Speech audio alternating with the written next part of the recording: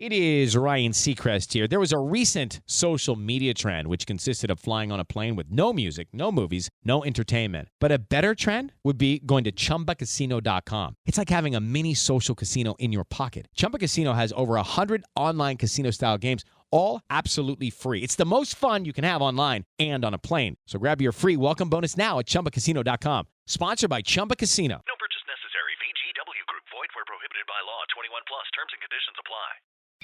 This is VOCM Open Line. Call 709-273-5211 or 1-888-590-8626. The views and opinions of this program are not necessarily those of this station. The biggest conversation in Newfoundland and Labrador starts now.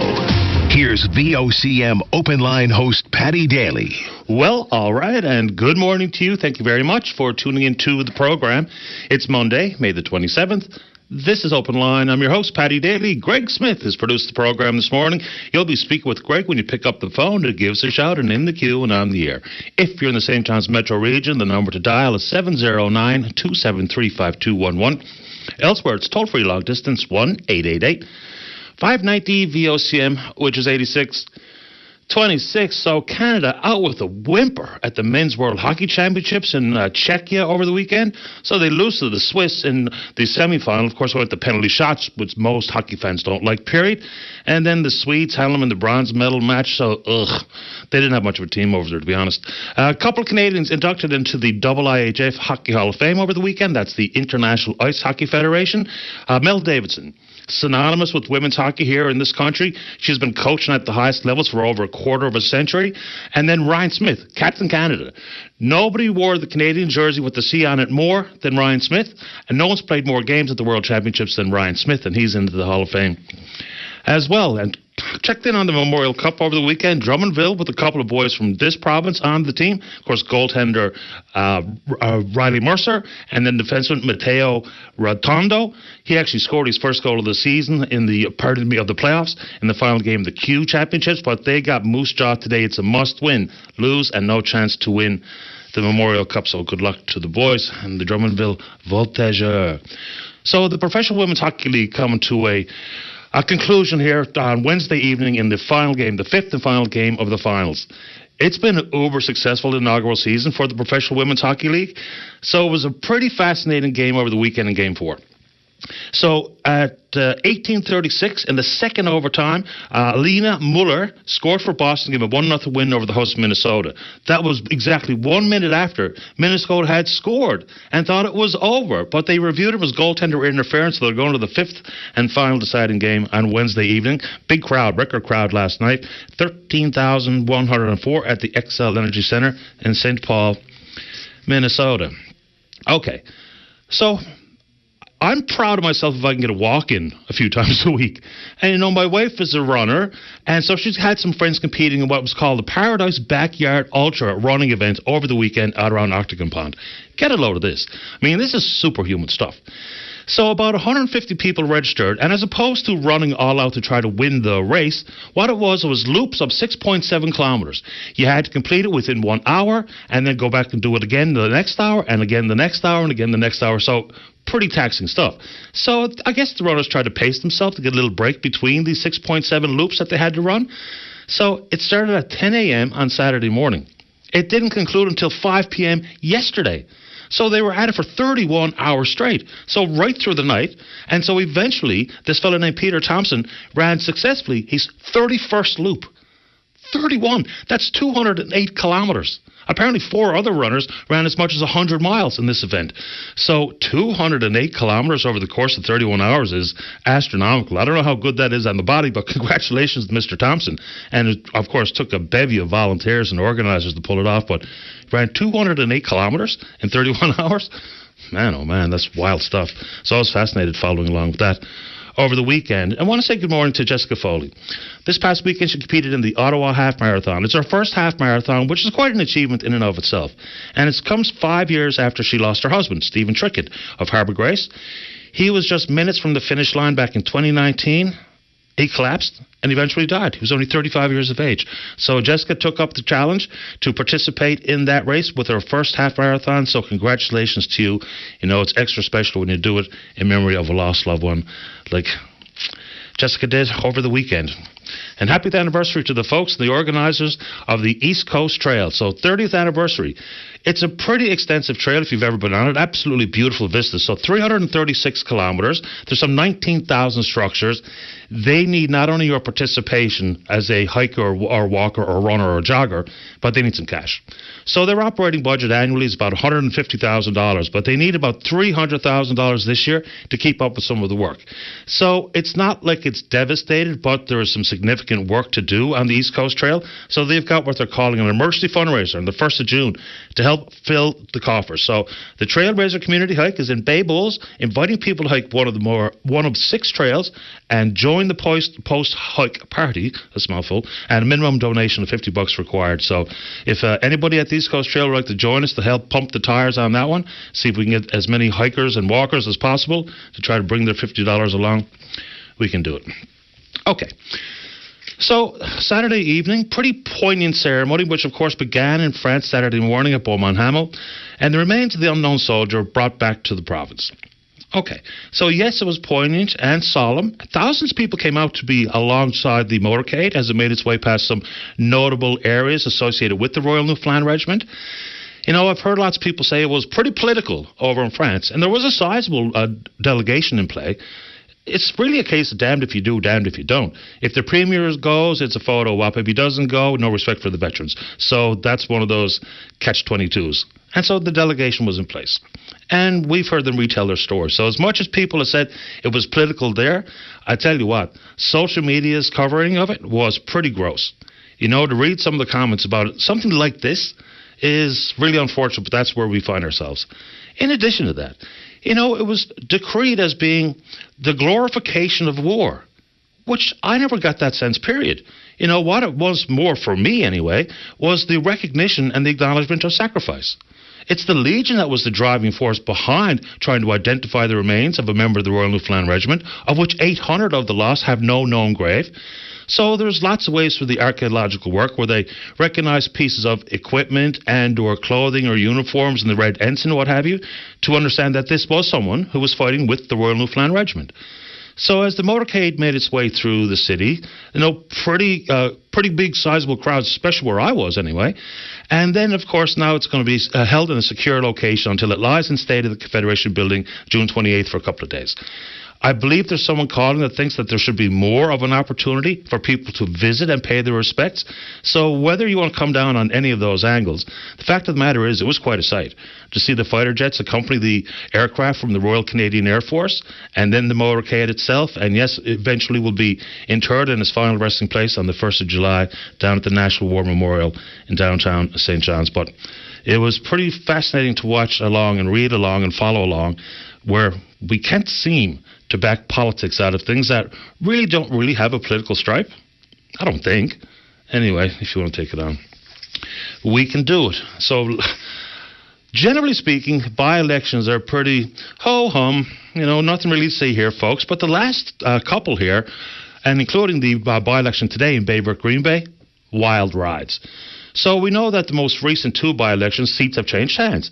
Fred Hutton, representing the Liberals, took the seat in Conception Bay, East Bell Island. It was formerly David Brazel's.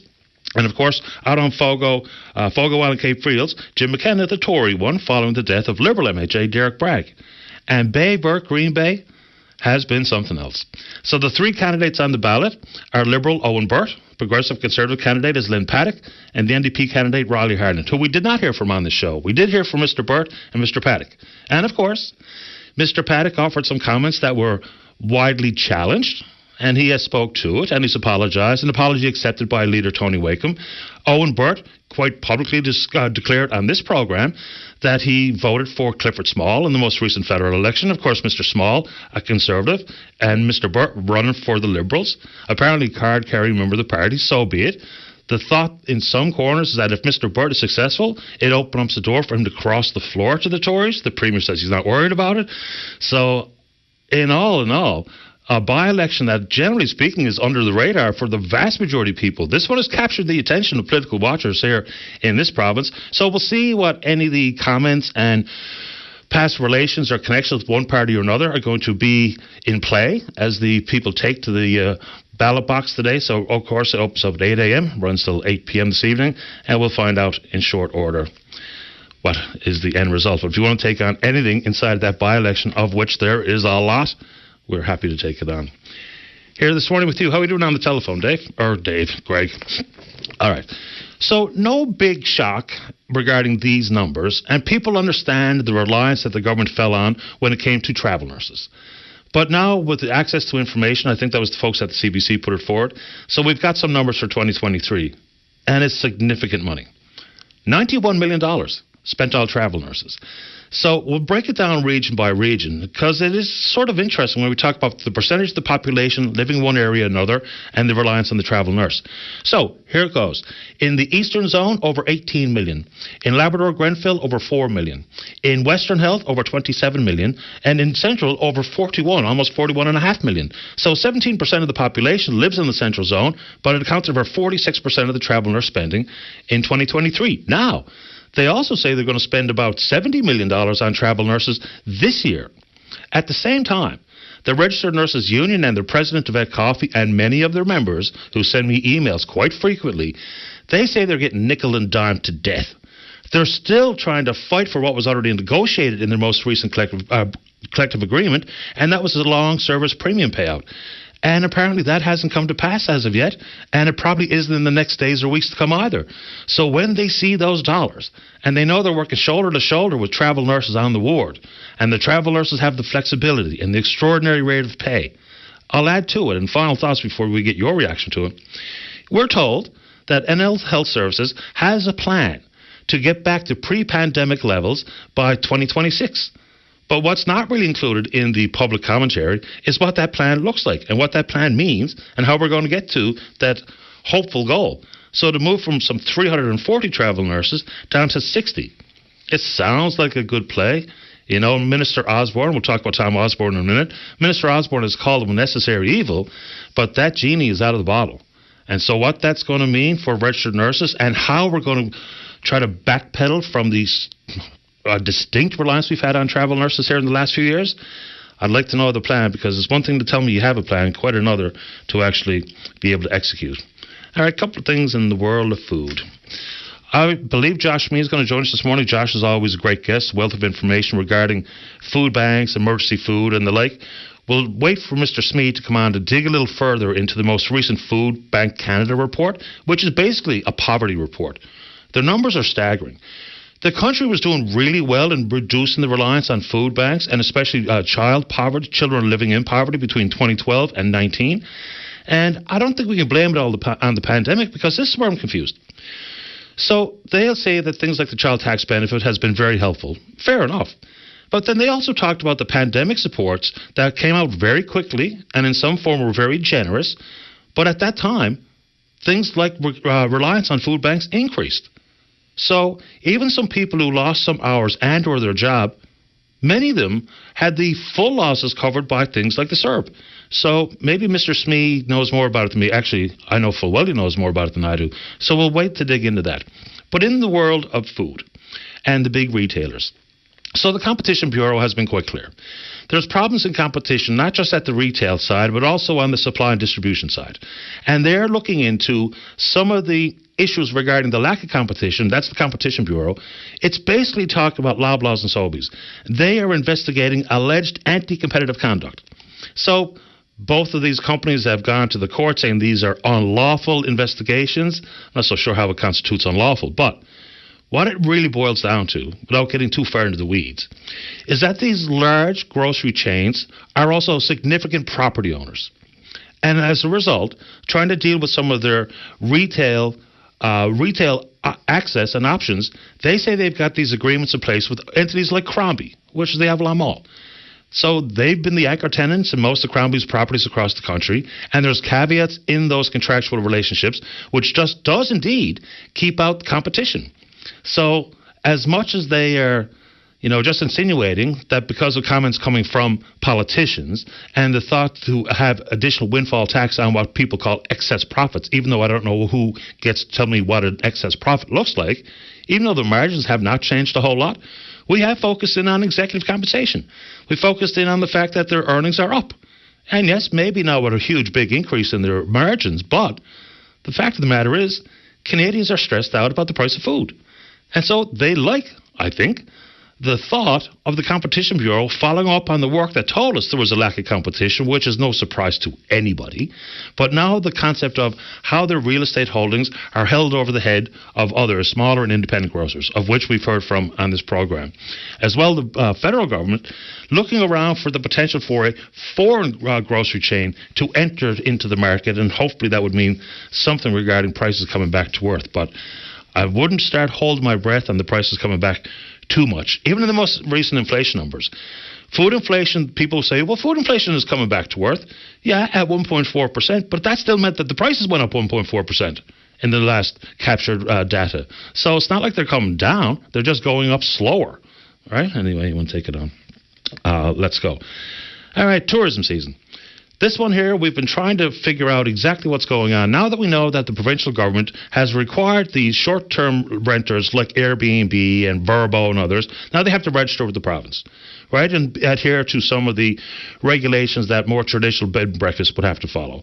And these are all obviously really important. We talk about egress and commercial insurance and smoke detectors, those types of things. But here's the problem. For folks who operate or own some of these Airbnbs, for instance, they were told by the province to go to the municipalities. And if you're in the city of St. John's and own and operate one of these Airbnbs, the city of St. John's has now told you, well, we don't have regulations, nor do we enforce the regulations. So it's fine to tell us that there are regulations in place and to try to level the playing field. But if we're just playing, on this merry-go-round of the provinces, go to the municipality. And most municipalities don't have any regulations and or the ability to enforce any regulations. So I think the province has kind of left out the final step here to create a standard province-wide that can be adhered to and enforced. Inspections, whether it be from Service NL or otherwise. But again, it's kind of classic politics and classic government. The province will say this and they send you to the municipality sends you back to the province, and the merry-go-round continues to go exactly that, around and around. Okay, I'll quickly get to your calls here this morning, but just a couple of very quick ones. I've got about a half a dozen individuals who are beside themselves, given the fact that Facebook has seen their account hacked. So the full account takeover. They've got control of your passwords and all your contacts, and once the hackers have made their way into your account, now, of course, they're doing the old standard. They're milking your friends. So a lot of it has gone down this particular road. So I'll be pretending to be Johnny. And Johnny will post on his Facebook and or private messages that, I'm putting mom or dad in a long-term care facility and selling off some other stuff, whether it be furniture or hot tubs or snow blowers or whatever the case may be. And none of it is real, none of it. And so people are just sitting back. They're telling Meta and Facebook that my account is compromised and my friends are getting ripped off. And Facebook sits back and does little to nothing. Then you talk about the amount of money that they're raking in, about $185 billion Canadian in revenue last year. And they're just sitting back with the full ability to protect their users, of which there's billions around the world. And this is happening all the time. So for those folks out there who've been wondering whether or not we can help put you in contact with someone who can help, I don't really know. Because unless the company itself is willing to do something about it, then we're all going to have to just wait idly by and hope for the best that my account isn't next. Anyway, and I mentioned Tom Osborne earlier, apparently retiring. He's going to stay on as the Health and Community Services Minister until into July, but he's calling it a day. 28 years later, just about half of his adult life, he's been in, or half his life, period, he's been in as an elected official, of course, representing both parties in cabinet, spent some time as a speaker, spent about a year as an independent, first one back, I think, 1996, beating Brian Tobin, of all people, in the district that is now called Waterford Valley. So 28 consecutive years is a long time to be an elected official. I believe it was the longest current streak across the country. But Minister Osborne hanging it up after 28 years. We're on Twitter. where VOCM Open Line follows there. Email address is openline@vocm.com. When we come back, let's have a great show to kick off the week. That means you're in the queue to talk about whatever's on your mind. Don't go away. This is Open Line on the VOCM Big Land FM radio network. Welcome back to the program. We're near the end of the preamble. Talk about the fact that, people are having their Facebook account hacked and overtaken and getting scammed and or having their friends scammed. Well, here's a scam story. Join us on line number 2 is the owner of Jumping Bean. That's Jeff LeDrew. Jeff, you're on the air. Oh, hey, Patty. How are you? Doing okay. How about you? Oh, man, I'm still lost for words, shell-shocked, to be honest. I just tell you this little story. Maybe it'll help somebody else because I'm still going through it. It just happened to me, but yeah, I can't even explain it. Not to mention the emotional roller coaster of it is unbelievable. But anyway, I'll give you the rundown. Basically, what happened was we issued what we thought was, we set up this commercial. It's called cash management system through your big banks. Anyway, we send what we thought it was an EFT to a company. Anyway, it was a common mistake on our end, and we actually shipped it to another vendor. So we contacted the vendor. Can we get the money back? Basically, we made an error. They said no problem. We sent them back our banking information, which was no issue. Everything looked to be going smoothly. So lo and behold, like 3 minutes later, there was somehow a spoofed email. We don't know how it occurred or how it happened. Came back and issued it back to the company and told them, no, cancel that, put it to this account. And there was no acknowledgement that, you sure, do you want, basically the company just extended that it was an email. Anywho, set up the banking information and shot the money to the wrong person, shot the money to the spoofer, which is the hacker. And this is the sum of $80,000? Yeah. Those, we buy our coffee. I mean, the coffee order's probably, green coffee for us is probably $80,000, right? So that's what we were trying to pay our coffee bill. And anyway, it was, it's gone. Unbelievable. Now we open a fraud investigation and stuff, but it's, I don't know. And so was that through the RCMP? No, you set it up through the bank, but I did file a police report on Saturday, yeah. So I want to make sure I've got this straight. So you sent the initial transfer to the actual company itself, or you just made a mistake initially and asked for it to be sent back, and consequently that's when the spoofer got in the middle of this? Yeah. So basically we were getting it back. We shot them an email with our banking information, our CIBC, basically our banking information. And then subsequent to that, I don't know how they were watching this thread, on which side they were watching it. But anyhow, somehow they spoofed an email that said, forget that. I mean, send it to this Scotiabank account. And it was a spoof. It had a Scotiabank form and everything attached to it with a void check and stuff like that. And she set up the payment to go to that specific account. And there it was gone. So simple as that. Significant. Well, you know what my problem is? Yeah, go ahead. My problem is like, you do all this stuff. I mean, I don't know if you bought anything lately, but the banks are all over secondary authentication. You can't do anything without, authenticating everything under the sun. You know what I mean?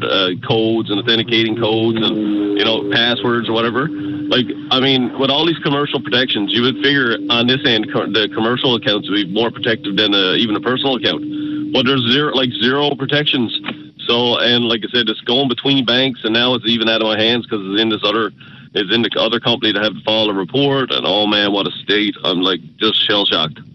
Yeah, you're 100% right. The banks make us jump through a bunch of hoops to access our own money, but our commercial account seems to be the wild, wild west.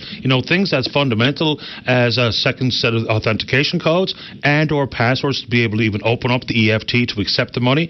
I don't know why that can't or wouldn't be in place, but when you put that to the bank, which of course I'm sure you did, their response is what?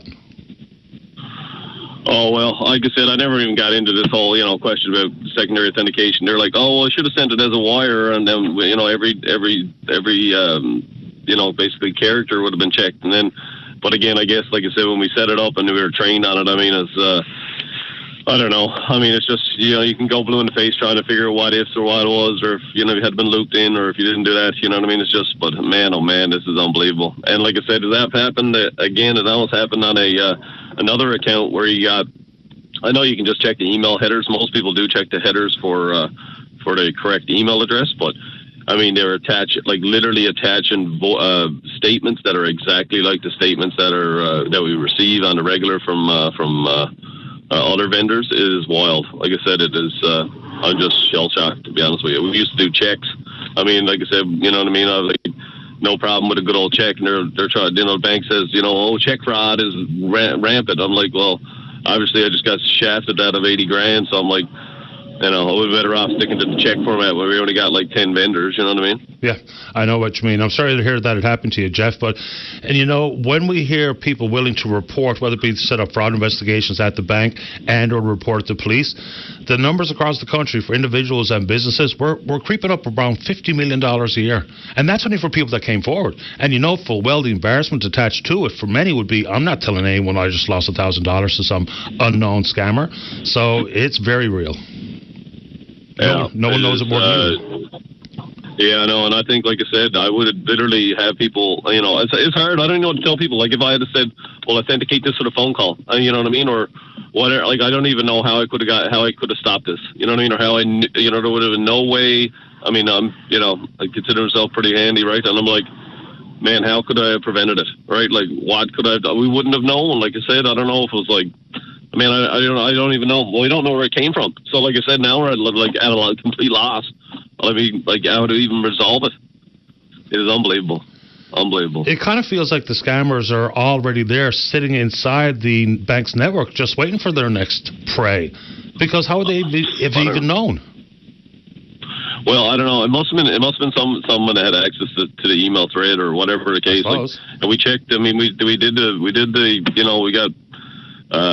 Ran a virus scan, I checked the sent items to make sure, someone wasn't spoofing it out or whatever. I mean, maybe I didn't think they could have double access with pass. I mean, it's crazy. I don't know. It's just like, maybe the keylogger, they had access to the lady's laptop, but we did run virus scan on it. I mean, it's just unbelievable. I don't know. I mean, it's only early days for me. It just happened on Friday at 4 o'clock. So I'm like, I'm actually on the road. But anyway, it is unbelievable. You'd never believe it. I just don't even want to tell you. Yeah, I'm sorry to hear this, Jeff, but I appreciate the story. Maybe or hopefully that'll spare anyone else from falling prey to the next digital scammer who's right there sitting ready to pounce. Yeah, sir. Anyway, I just thought I'd throw it out there for you. Thanks, Jeff. Yes, sir. Take care. Yeah. Bye-bye. $80,000. Oh, boy. And, all the while, whether or not there are actually really simple things that can be implemented, and most importantly by the bank. I suppose we'll all have to put our heads together to come up with things we can do to protect ourselves and or our businesses. But the banks, I mean, I have a pretty good relationship with my bank, thankfully, but just think about some of the stories. The big 5 banks in the country, there's investigations, there's already been fines levied regarding their unwillingness or their lack of attention given to the amount of money that's being funneled through and laundered, whether it be for organized crime and terrorism. Like, what? And so that's happening here in the country. There's already been fines put forward, and investigations are ongoing. And then the one story that I'll keep mentioning until we hear some action from the banks and the banking industry is people are being harassed and stalked and threatened because someone was willing to send someone a $1 e-bank transfer. And the banks here in the country say, well, we're working on a solution. The solution's already there. The solution's been implemented in other parts of the world. We needn't reinvent the wheel. They've stopped it in full in Australia. Why? With very fundamental change in approach. But here we go. Good old banks. Let's take a break. When we come back, Josh Schmee's in the queue. He's the CEO of Food Personnel. Talk about the most recent report from Food Banks Canada, how we should understand it, and what we can do about it. Don't go away. This is Open Line on the VOCM Big Land FM radio network. Welcome back to the program. Let's go to line number 1. Say good morning to the CEO at Food Personnel. That's Josh Schmee. Good morning, Josh. You're on the air. Good morning, Patty. So on the national front, and this is the most recent report from Food Banks Canada, basically you can refer to it as a poverty report. So 23% or nearly 23% of Canadians reported food insecurity in 2022. Unfortunately, like many areas, we lead the league in the worst things. What do the numbers look like provincially? Yeah, it's pretty rough. A couple of things. So, the overall food insecurity in the province is at 26%. So that means basically a quarter of people, Newfoundland and Labrador, are struggling to access food. We knew that was going to go up, right? Like the food price crisis over the last couple of years knew that was going to happen. I think what's more of a worry is that when you talk about food insecurity, there's a few different things in there, right? It goes everywhere from worrying where your next meal is coming from up to severe food insecurity, which is, going hungry right now. And that is where we saw the big growth. So it's now almost 9% of people in the province are severely food insecure. And that's the highest rate of any province in Canada. And so that's a big red flag about what's going on kind of behind the scenes in these numbers. The go-to for politicians has been to blame the pandemic, whether it be with dragging their feet to implement new policies or whatever the case may be. But it's a little bit difficult to understand the trends here. So between 2015 and 2020, poverty declined significantly in this country. For an example, it went from 14.5% to 6.4%. And then we saw one of the major drops in the world of child poverty. Probably the best numbers in the developed world between 2012 and 2021. So is it as fundamental as pointing to things like, yes, the child tax benefit seemed to have worked when it was first introduced in 2016, but then when the pandemic supports were drawn back, all of a sudden poverty right back up to just about 10%. Is that as fundamental as that, or do I need to add in inflation rate, interest rates? Because some of those things interest rates don't necessarily impact people who are severely food insecure, and I'm not trying to generalize, but they'd be unlikely to have, big debt loads, for instance. Yeah, I think there's a few things going on, and you're right to put a finger on this. One of the big mysteries that people working in food are looking at is why food insecurity rates keep going up, but as poverty rates go down. It like on the face of it doesn't make that much sense. There's a couple of things going on.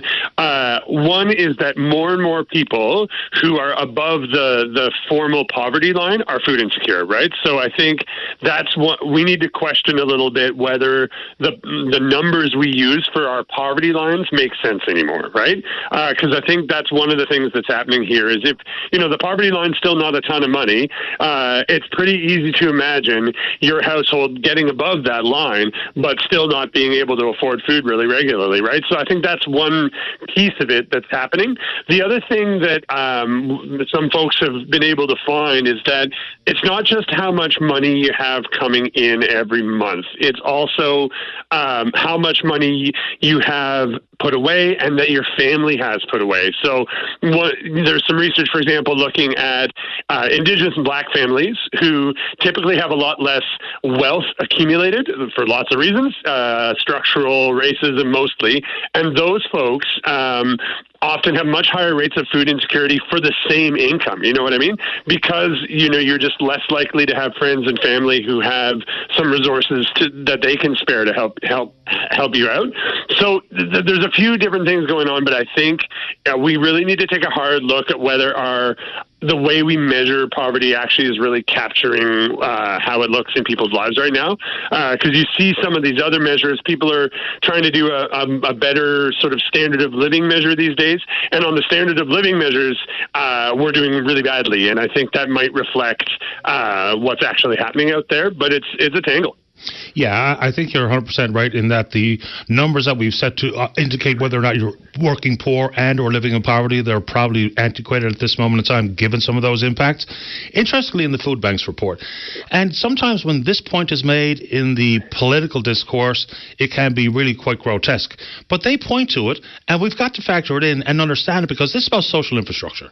And they talk about rapid population growth and what that means for these food insecurity-related matters. They're not wrong. And so I think I don't know if it's interesting or it's encouraging for someone like a food bank organization to include this, because it kind of backs the politics out so we can really understand what's happening. Because if we're just going to go with whatever the Conservatives say or the Liberals say or the NDP say, then we're probably missing an awful lot of the story. Yeah, I think, we need to be able to have a conversation. I think like the big intersection here is on housing, right? Like the housing crisis is growing. That has to do with, the fact that our housing construction and setup isn't nearly keeping pace with population growth. And that's putting pressure on people's food budgets.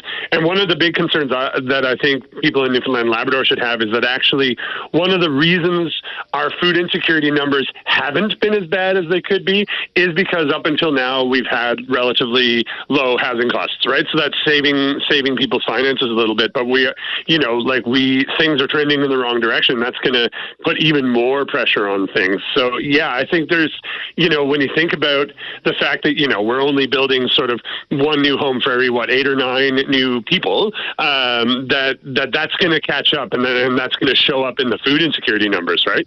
Yeah, the population growth last year, so housing starts were around 232,000 in the country last year.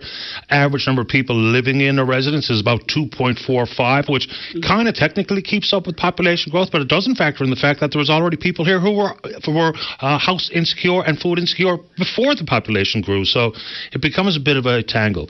So totally. When the Food Bank Canada group, they look at some of the policy recommendations that have been made by the federal government, and in this case, there's some 27 federal policies that we're looking at, and they're all listed as showing no progress. So it's fine for people to tell me. This is where, I'm not going to get corner you with the political angle here. Is the federal Liberals will have to answer for their role because they've been in power for just about 9 years. The Conservatives will be challenged about what you're going to do about it. But the fact of the matter is, if I'm hungry, I don't care who has the good idea. I just need to see the idea come forward.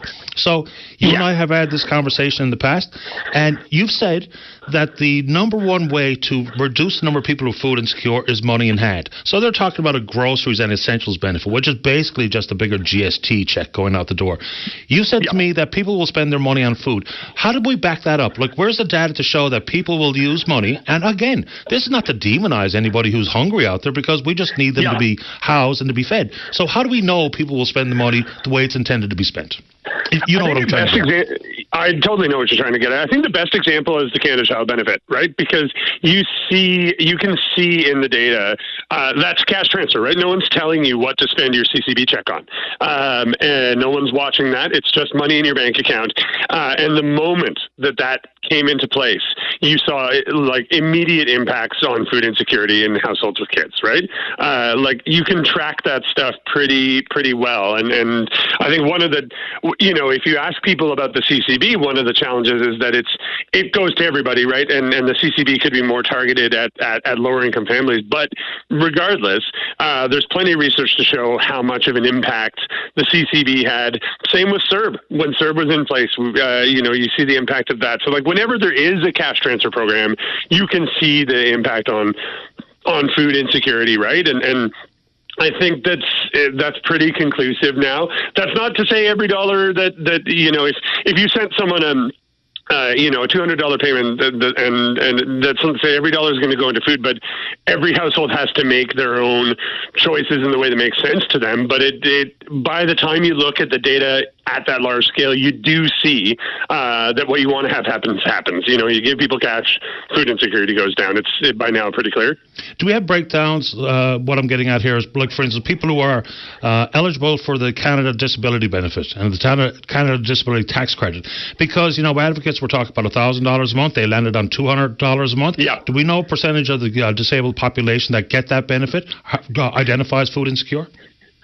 Yeah, it's really high. I don't have it off the top of my head, but the food insecurity rates are the highest in the population of people with disabilities, right? So it's the majority of folks who are food insecure have identify as having a disability. So it's a really huge issue, and $200 is not a lot to move into those folks' pockets, right? Especially the disability benefit's also going to be, like you said, limited by folks who are eligible for the disability tax credit, and anyone who's been through that system knows that there's lots of folks who have a disability who can't access that. So, there's a lot of national advocacy pushing back against that eligibility criteria for that reason, that there are so many food insecure folks. And that is probably, if you wanted to drop the rate of food insecurity in this country the fastest, that's one of the fastest things you could do, is a bigger disability benefit, because we know there's so many folks with disabilities in that pool of folks who are food insecure. Yeah, I mean, even for folks, who might not be eligible for a disability tax credit, household debt is at all-time high. For every dollar in, on average, Canadians are servicing their debt to the tune of $1.85, which is unsustainable long term. Here's the last one before I'll give you final thoughts.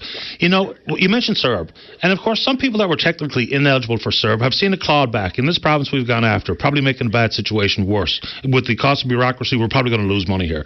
But the feds, with their pay increase for the members of Parliament, you know, which was related to the increase of, I think it was 4.2% in the private sector, and then it's the concept of clawbacks. And people don't get this, especially when we talk about pensions or otherwise. So the report encourages promises to not claw back when there are federal programs that people become eligible for. Because all we're really doing is we're saying, well, you're getting this much more, but the net gain is minimal because there's a clawback on the provincial side. It doesn't even make any sense, because ultimately the responsibility to help will be, generally speaking, incumbent on the province. So they're kind of creating a whip for their own tail. 100%. Yeah, and I think that's one thing, like, for people to take away, is that's something to reach out to people, provincial politicians here, is to make sure that when those Canada Disability, like you said, when those CDB benefits come in for folks with disabilities, if it's going to make any difference in people's lives, it's got to be new money. And so, like, push your provincial politicians to not claw that back, because some provinces have done that over the years. When the new federal program is rolled out, they've just reduced people's income support or some by the same amount, you know? And that, you know, what that does is just move money from one set of books to the other, and doesn't help people, you know? That I do. And all final thoughts, because, you know, to reimagine how emergency food access and or food banks operate is going to have to be done by people with lived experience, not only as clients of, but people who organize and operate these entities, because the politicians, they either A, woefully misunderstand the issue, period, and B, probably don't have any good ideas, because this doesn't attract the so-called base. The base of the majority of parties is much more interested in some high-level stuff, 100,000 feet above sea level, as opposed to on the ground, where the reality for struggling Canadians exists. So reimagining the system is going to be pretty tricky piece of business, but it's going to be people like you that are going to have to drive that bus, not a politician. Yeah, and I think it's going to be people like me who can make space for people who are actually experiencing this stuff. You know, like, you know, Food First, we have a lived experience advisory group, and they are fiery, right? Because these are folks who are living with this day to day, and they've got a lot. You know, they have more to say about this than I ever could, right? I was just in Ontario this weekend at a conference, and there were people in Ontario who had been participants in the basic income pilot they ran out there that got cut off on them. And hearing those stories of what people were able to do with their lives with just a year of a better support system, it was just really powerful stuff. And I think, yeah, you know, the best thing often that advocates can do is just make it so that politicians have to hear from those people, because they're not going to in the day-to-day. 100%. Josh, as usual, appreciate the time. Thank you. Thanks, Patty. Have a good morning. You too, man. Bye-bye. Josh Meany, CEO at Food First NL. Yeah, I mean, not to say that politicians can't help figure some of this stuff out, but the problem is you have to believe, unless you've had lived experience or you work in those efforts, then it's probably hard to wrap your mind around. I mean, we've heard from different organizations like Stella Circle. They're seeing more homeless and hungry families than ever before. We're seeing people walk into food banks for the first time ever, and they're working 40 hours a week, and not necessarily just working for minimum wage. So when we talk about population growth and the required social infrastructure, we talk about interest rates, 10 consecutive hikes. We're still at 5% for the benchmark rate, which nobody gets. Then inflation, which has been stubborn, but seems to be getting a little bit more under control. You know, the people who actually work in these areas, they understand it, and they have to be listened to.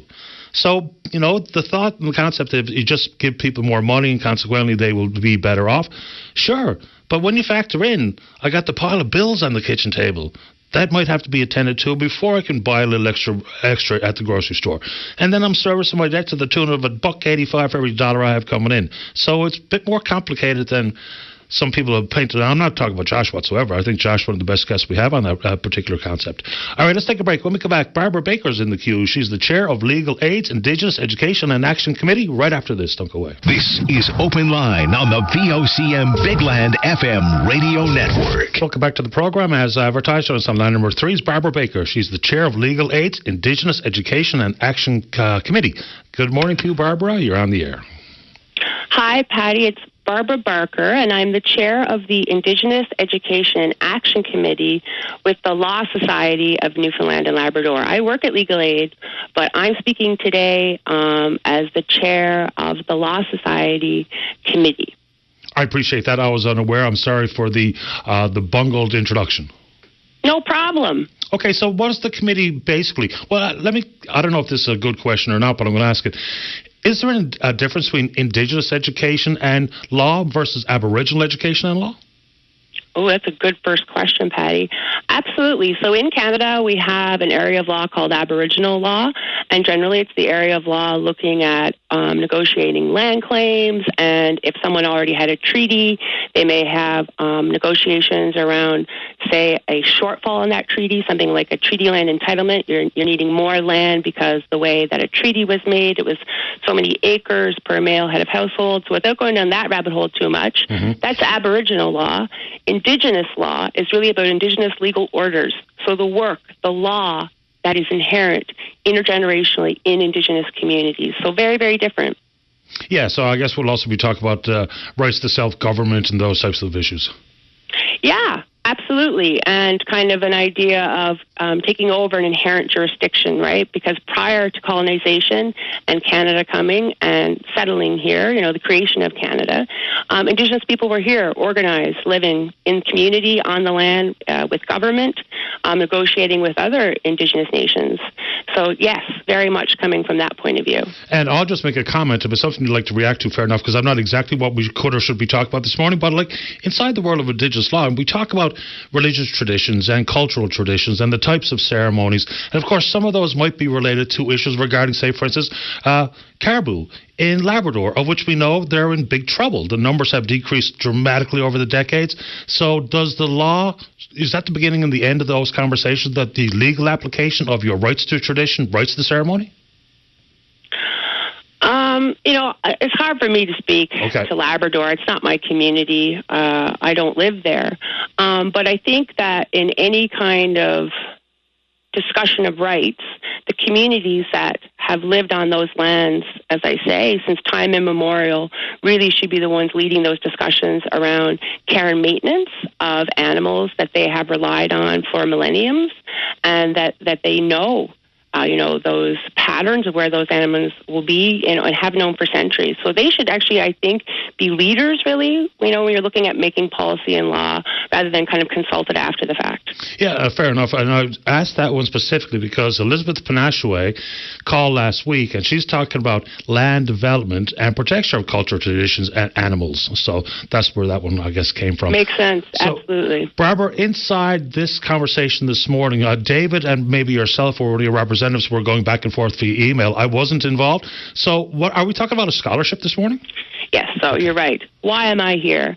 June 1st is the deadline for a scholarship that was created in 2019 by the Benchers of the Law Society of Newfoundland and Labrador. The Benchers approved this proposal from the committee I'm the chair of, the Indigenous Education and Action Committee. And so that committee was created in 2017. Our mandate is to work within the legal profession to advise, educate, and act on reconciliation with Indigenous peoples here in Newfoundland and Labrador, which includes addressing the calls to action from the Truth and Reconciliation Commission, which I'm sure you're familiar with. But those calls to action very specifically called upon Federation of Law Societies to ensure that lawyers receive, appropriate cultural competency training, looking at the history of residential schools. We talked about treaties a little bit, Aboriginal rights, Indigenous law. But another component of that is making sure we have lawyers who are Indigenous themselves. And, an Indigenous person is 3.5 times more likely to go to jail than to get a Bachelor of Arts degree. So this educational scholarship is supporting Indigenous students at the time where they may be seeking a Bachelor of Laws, so that's your law degree, a Master's in Law, a PhD. It's a $5,000 one-time scholarship, up to $15,000 awarded by Benchers every year. And it's promoting legal research, scholarly work related to Indigenous legal orders we were talking about, language, history, traditions, culture, some of these things we're talking about in relation to Elizabeth Panashaway, the need to preserve tradition and have space for culture. And who's going to do that work? It's going to be Indigenous lawyers who are going to be leading that here in the province. We don't have a law school, so we're at a disadvantage. We don't have this group of Indigenous legal scholars that we can rely upon. You're looking at the law and, particular needs of Indigenous peoples here in this province. A lot of opportunity, we're hoping, to promote that by promoting Indigenous people in their education. Barbara, I think you said this was first created back in 2017. Is that right? Well, our committee was formed in 2017. This scholarship was approved by benchers in 2022, I believe, was the first year. So, not a whole lot of historical data to rely on, because, sometimes when we talk about these types of scholarships in the world of education or scholarly research, is, for people to be able to paint a picture. Well, 5 years ago, this person got it. Here's what they're doing today, which just, helps, draw a bigger picture about exactly what these recipients have done and what they're working towards and how that's benefiting the legal community and the Indigenous or Aboriginal community. That's where I was going with that. Yeah, well, we've only awarded it once in 2023. Cole Curnew and Madison James, their bios are on the Law Society of Newfoundland and Labrador's website. When you're looking up actually this scholarship, you'll find their bios for last year.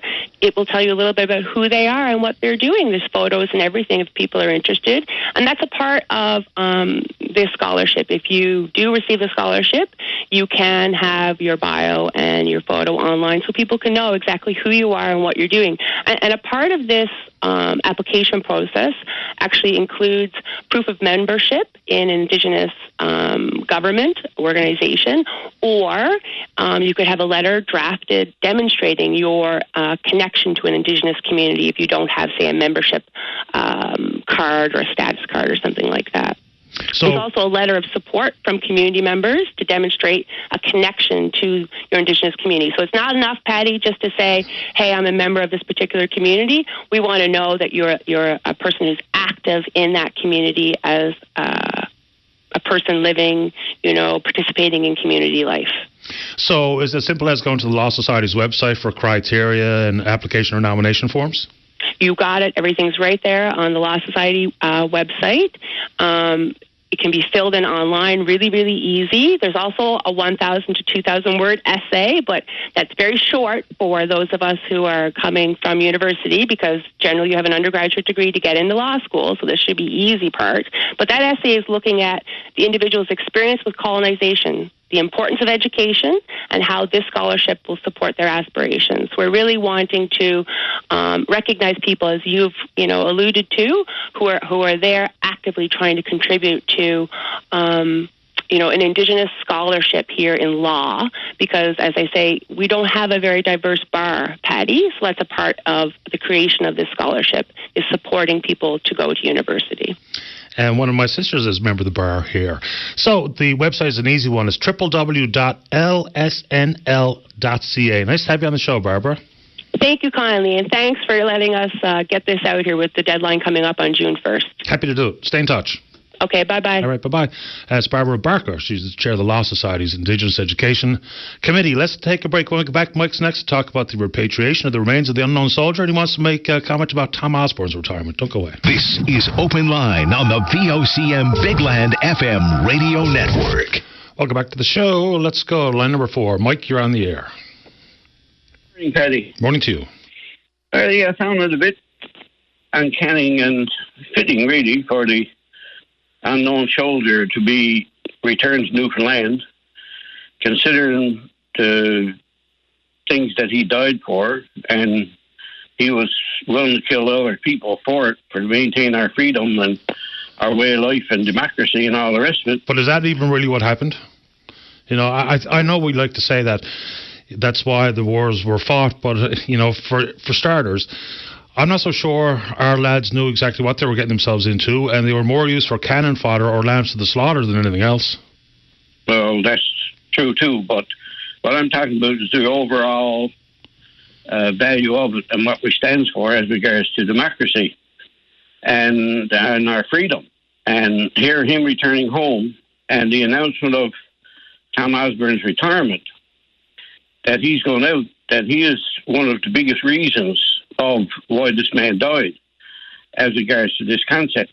What? That here into the government, here we have, with regards to the Cummins contract, we have everything into that contract that this man died for that shouldn't be, and taken advantage of by Tom Osborne.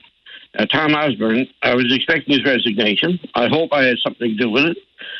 And I'm extremely glad that he's gone. The only thing better was if he had been fired, so he don't get the benefits of his pension rights and all the rest of it.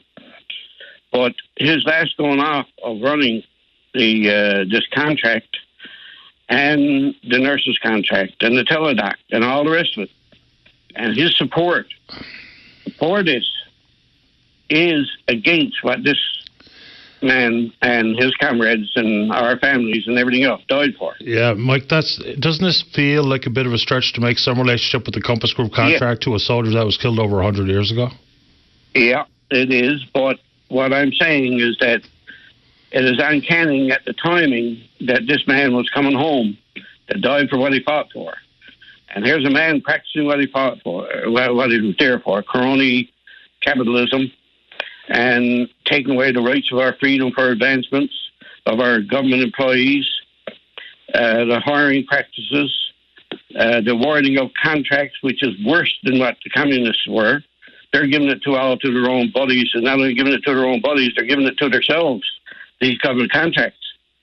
And I think, like with all the investigation that's going on now, with all of this, and with the involvement of Tom Osborne, with the nurses' contract and all the rest of it, I don't know if you heard a lot of it about what went on there and what they're investigating. This company was formed the year before for the sole benefit of getting this nursing contract, and then the government giving to them, just handing them this multi-million-dollar contract, which was basically a bunch of Newfoundlanders and and investors who formed this company to get this inside information as regards to what was going to happen with the nurses. What contract are we talking about now? Sorry? The nursing, traveling nurses and that. Okay, of which there are many companies that have been involved in the travel nurse business around here. Oh, yes, there have been. But like I said, there's one there in particular. And there's a lot of investigation into it now, and as regards to the role. Are you talking about Canada Health Labs? That was the big one. Yes, I think so. The one that was formed, the company was formed about a year ago. The name now is at a loss to me. But they were formed just for this contract, giving government information. And this is like they're now. We've got the Cummins Group hired on. They're involved in the government. They know all the government information. There's inside training. They know where the government is going to spend the money to. So the foreign companies brings in their own companies to get these contracts. Yeah, I think you're referring back to the news story that said someone from Canadian Health Labs had some sort of conversation with someone in the Premier's office. Is that what we're talking about? No. Okay, because I'm not following exactly, because there's CHL, 911, Goodwill, Augury, Northern Medical, Select Medical, Priority Care, New Horizons, Solution Staffing. So, there's a ton of companies that have been providing travel nurses.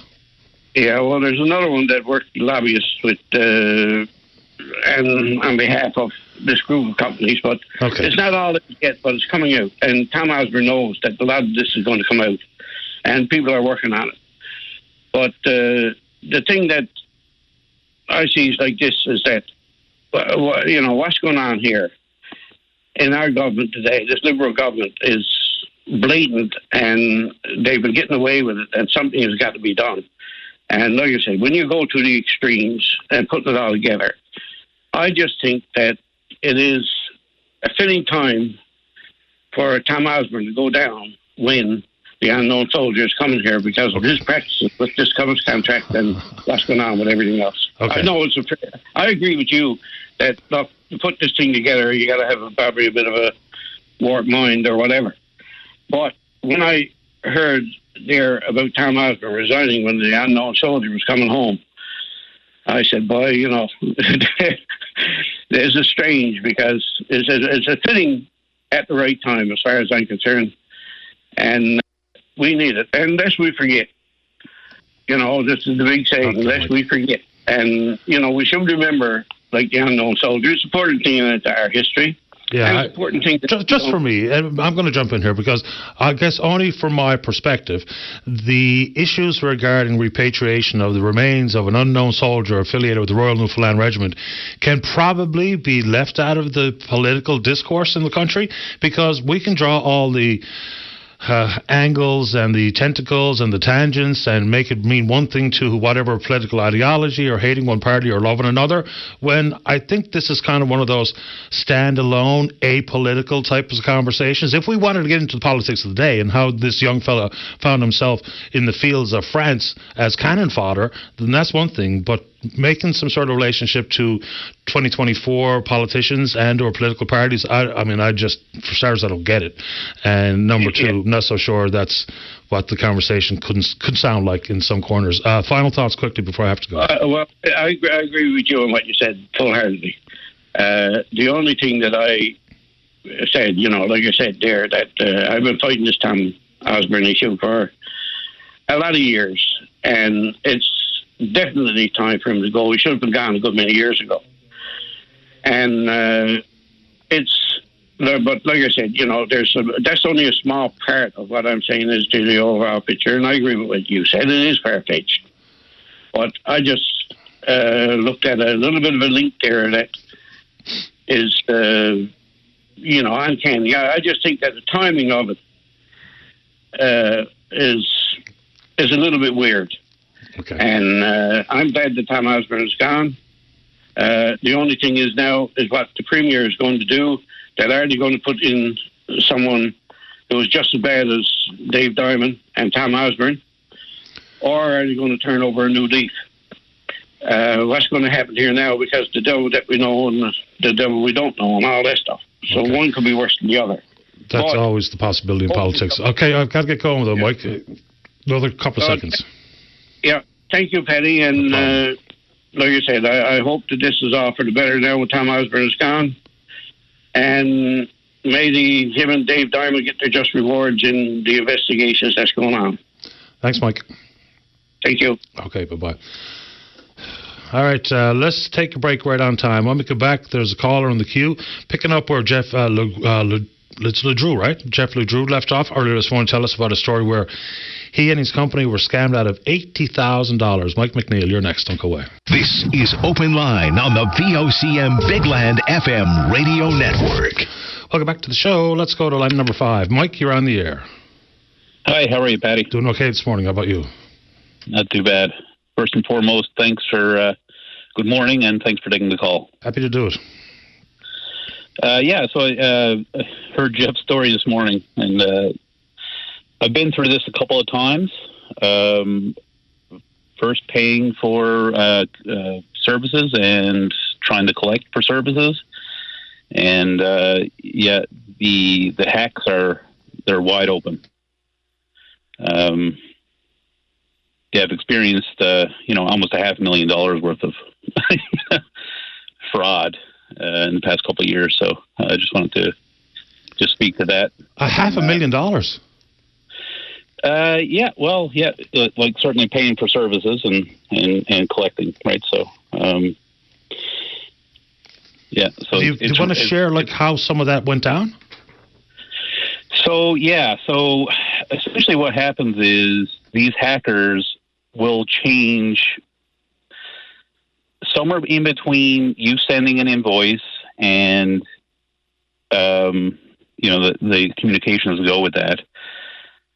Somebody interferes, and they'll change your email by one letter. And in my case, it was they change it from an I to an L, so you don't see it. Like it's you don't see it. Everything looks live and real, and it's great. But somebody interferes in between and tries to change your bank information. And in my case, it was a company in Delaware wanted to change the banking from my bank account, which I gave, to companies, to to their bank account in Delaware. And in my case, it was always caught, but at the same time, it was close. So, yeah, it's they're pretty clever in what they do. That they are. I mean, they, whether it be spoofing telephone numbers that looks like it's coming from down the street when it could be coming from who knows where, the way they manipulate some websites that they try to fish you in with, and or the change and the mimic of email addresses, it's scandalous. And you have to be so careful, regardless of who you think you're dealing with. I would imagine caution should be the number one go-to thought, regardless of if it's a company you've dealt with over the years and or an individual that you've dealt with over the years. Who knows if that's actually that person or that company on the other end. So totally. You have to be very vigilant in making sure that companies that you're dealing with are confirming bank account information before they make a payment, right? So it's difficult because you work hard and you got to deal with this on top of it, right? So. Anyway, it's tiring. It's not only, the potential to be separated from your hard-earned money. It's tiring to be so suspicious all the time. It's exhausting to be so stressed out about your privacy and who you're dealing with and who you're talking to, as opposed to generally normal course of business or relationship building and outcomes. Now, of course, you have to start with being worried to death every time you go to click a key. Yeah, exactly. Yeah, it's terrible. Mike, any positive outcomes, whether it be about fraud investigations through banks and or law enforcement, recover any money, or what's been the case? Yeah, no. So I didn't lose anything. Luckily, people ask questions, and I ask questions, and I happened to get a call from a contractor that we're dealing with, and they said, how do you want your money? You want it in American funds or you want it in Canadian funds? I'm like, well, we're Canadian companies. Why would I want it in American funds? Sure. So I started asking questions, and sure enough, there's probably 6 emails that went through from a hacker requesting money to be sent immediately to this bank account. And so I started asking questions. Well, it's a wonder they didn't ask if you wanted the money in gift cards. Well, yeah, fair enough. Because that's the one out there. I mean, for people listening, if there's any interaction online where that is some sort of suggestion or request about gift cards being the form of compensation, that is a scam. The end. Yeah. Yeah, so I had a bill for about $130,000 that almost went the wrong way. So, like I said, I started asking questions. Well, good on you, because $130,000 is a pretty sizable haircut. Yeah, so I feel bad for Jeff. It's terrible, but this is happening quite regular.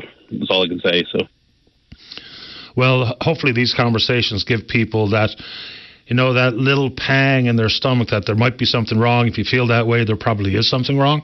Mike, I'm glad you're able to protect yourself, and I appreciate the time this morning.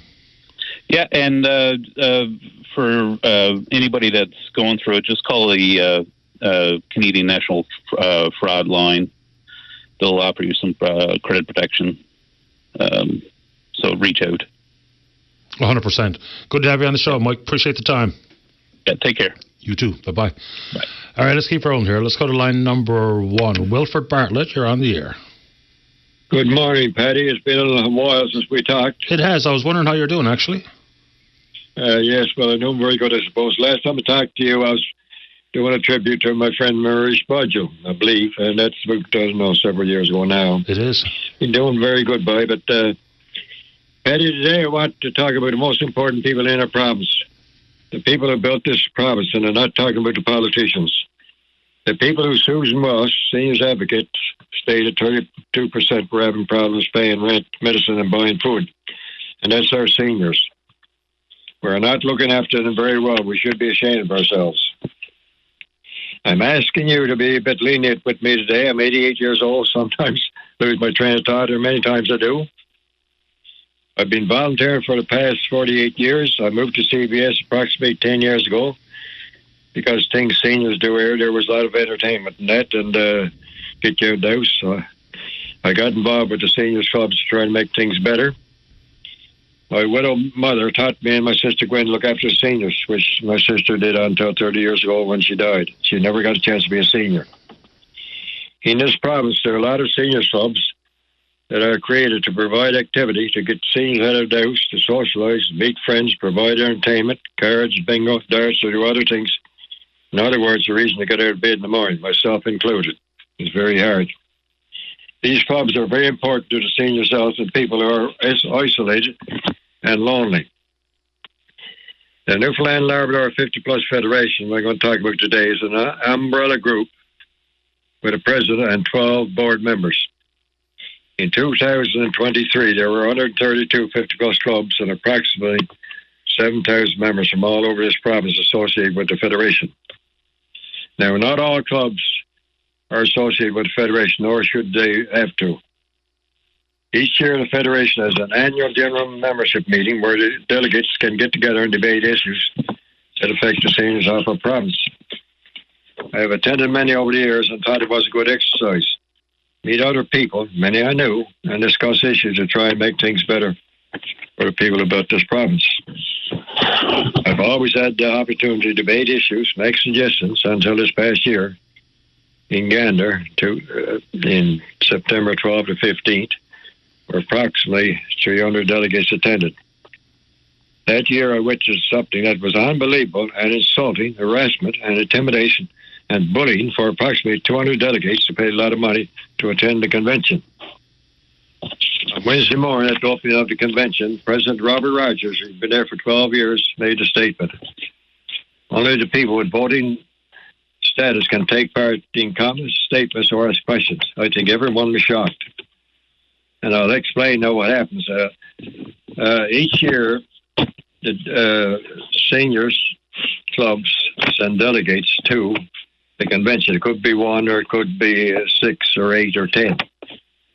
In fact, I was there with Paradise, and there was 8 of us there, and only 2 could vote. Only 2 can vote from each 50-plus committee. And the reason is that if a crowd go in there with a lot, they could decide which way the vote goes. Right. That's pretty common stuff, right? Yes, that's common stuff, yeah. The problem is that when Robert Rogers made that statement, that only these people could vote on anything. Now, this is the first time that happened. There were 9 presentators on different subjects, and each one, when they were finished, they asked if there's comments from the floor. But 200 registered delegates who would not take part. They went there for nothing. Nothing never happened before. When he made that statement, I approached Robert Rogers, the president, and I said, I had 2 uncles who went to war. One gave his life so that freedom of speech, and now he can't talk. He made a statement to me on the advice of my lawyer, I'm not allowed to speak to you. Never explained why. On Sunday morning, I was listening to Seamus O'Regan, who made a statement from France on NTV. We lived the freedoms they died for.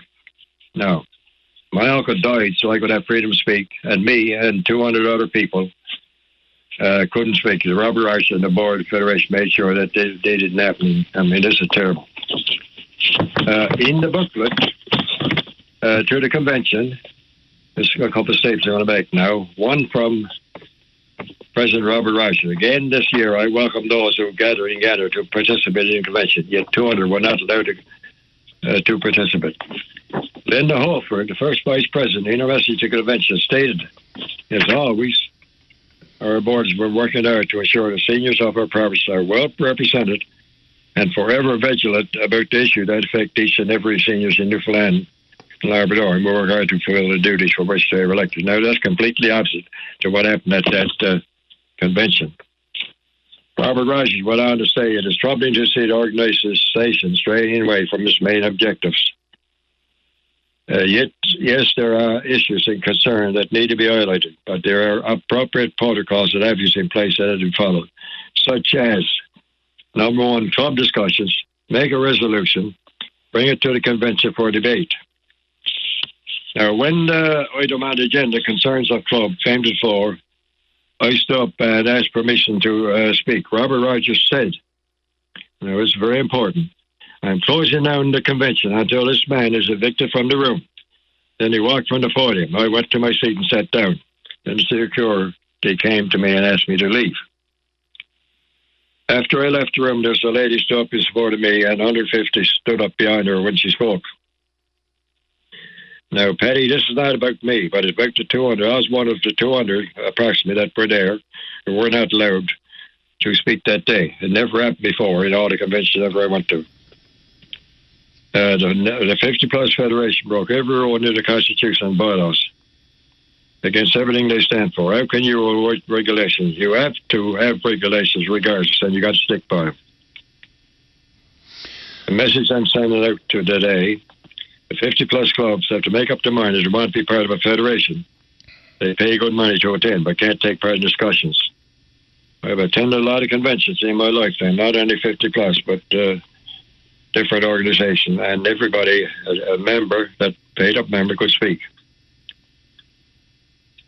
The sad part of it is, Paddy, that no one in the province seems to give a damn. I wrote all kinds of letters to the Premier, Minister of Seniors Paul Pike, Seniors Advocate Susan Moss, to try and get this rectified, to get it something else right. So, Wilfred, what exactly would you like them to do? Pardon? What exactly would you like, whether it be Paul Pike or Susan Walsh or whoever, what would you like them to do specifically? Well, I mean, this can't be going on, right? These people, he said, I paid $1,000 to go to that convention so I could have something to say, and we were not allowed to. They broke every rule in the book, and they got away with it, and that's the sad part about it, right? And I wrote all kinds of emails to President Robert Rogers and the 13 board members. There's no one will answer or explain to why 200 registered delegates spent a lot of money were not allowed to speak. I mean, they need to explain to the members why. Why was it done? And is they going to continue on doing that? If so, why should anybody bother to pay the money to go to the convention? You know, that's the sad part about it. I mean, they haven't got the guts. Robert Rogers and the board haven't got the guts to come out and tell these people that paid money to go there that, you know, and these people did not know until they got to the convention on Wednesday morning. They were not told nothing about the night before or nothing. Everybody assumed that they could get up the same day every other year and ask the question or whatever. I mean, you know, and it's terrible that it wasn't. I mean, it's bad enough what seniors got to go through. I mean, I heard Josh Smith out this morning talking about that, and, you know, and I pity all these seniors and everything else that suffered and everything else. And the club in the 50-plus federation is supposed to be fighting for the seniors to make it better from all this kind of stuff. That's the only reason they're there. I mean, that is the reason they're there, right? I would think so. I'm having a hard time understanding why anybody at the executive level thinks it's a problem for folks who paid money, in this case $1,000, to attend, to be unable to speak. Like, why? Because there would be opposing points of view and people who are questioning decisions made by the executive. I suppose that's what they're trying to duck or to dodge. But that's a strange way to handle those types of meetings, very much unlike anything that I've ever attended. Now, I do understand the concept of who's allowed to vote, because you could, like, for instance, even in the hockey world, we just have X number of votes per region and or team, because if not, they bring in a busload and then they hijack everything, right? So I know why that's in place, but the opportunity to speak, that should be pretty freely offered.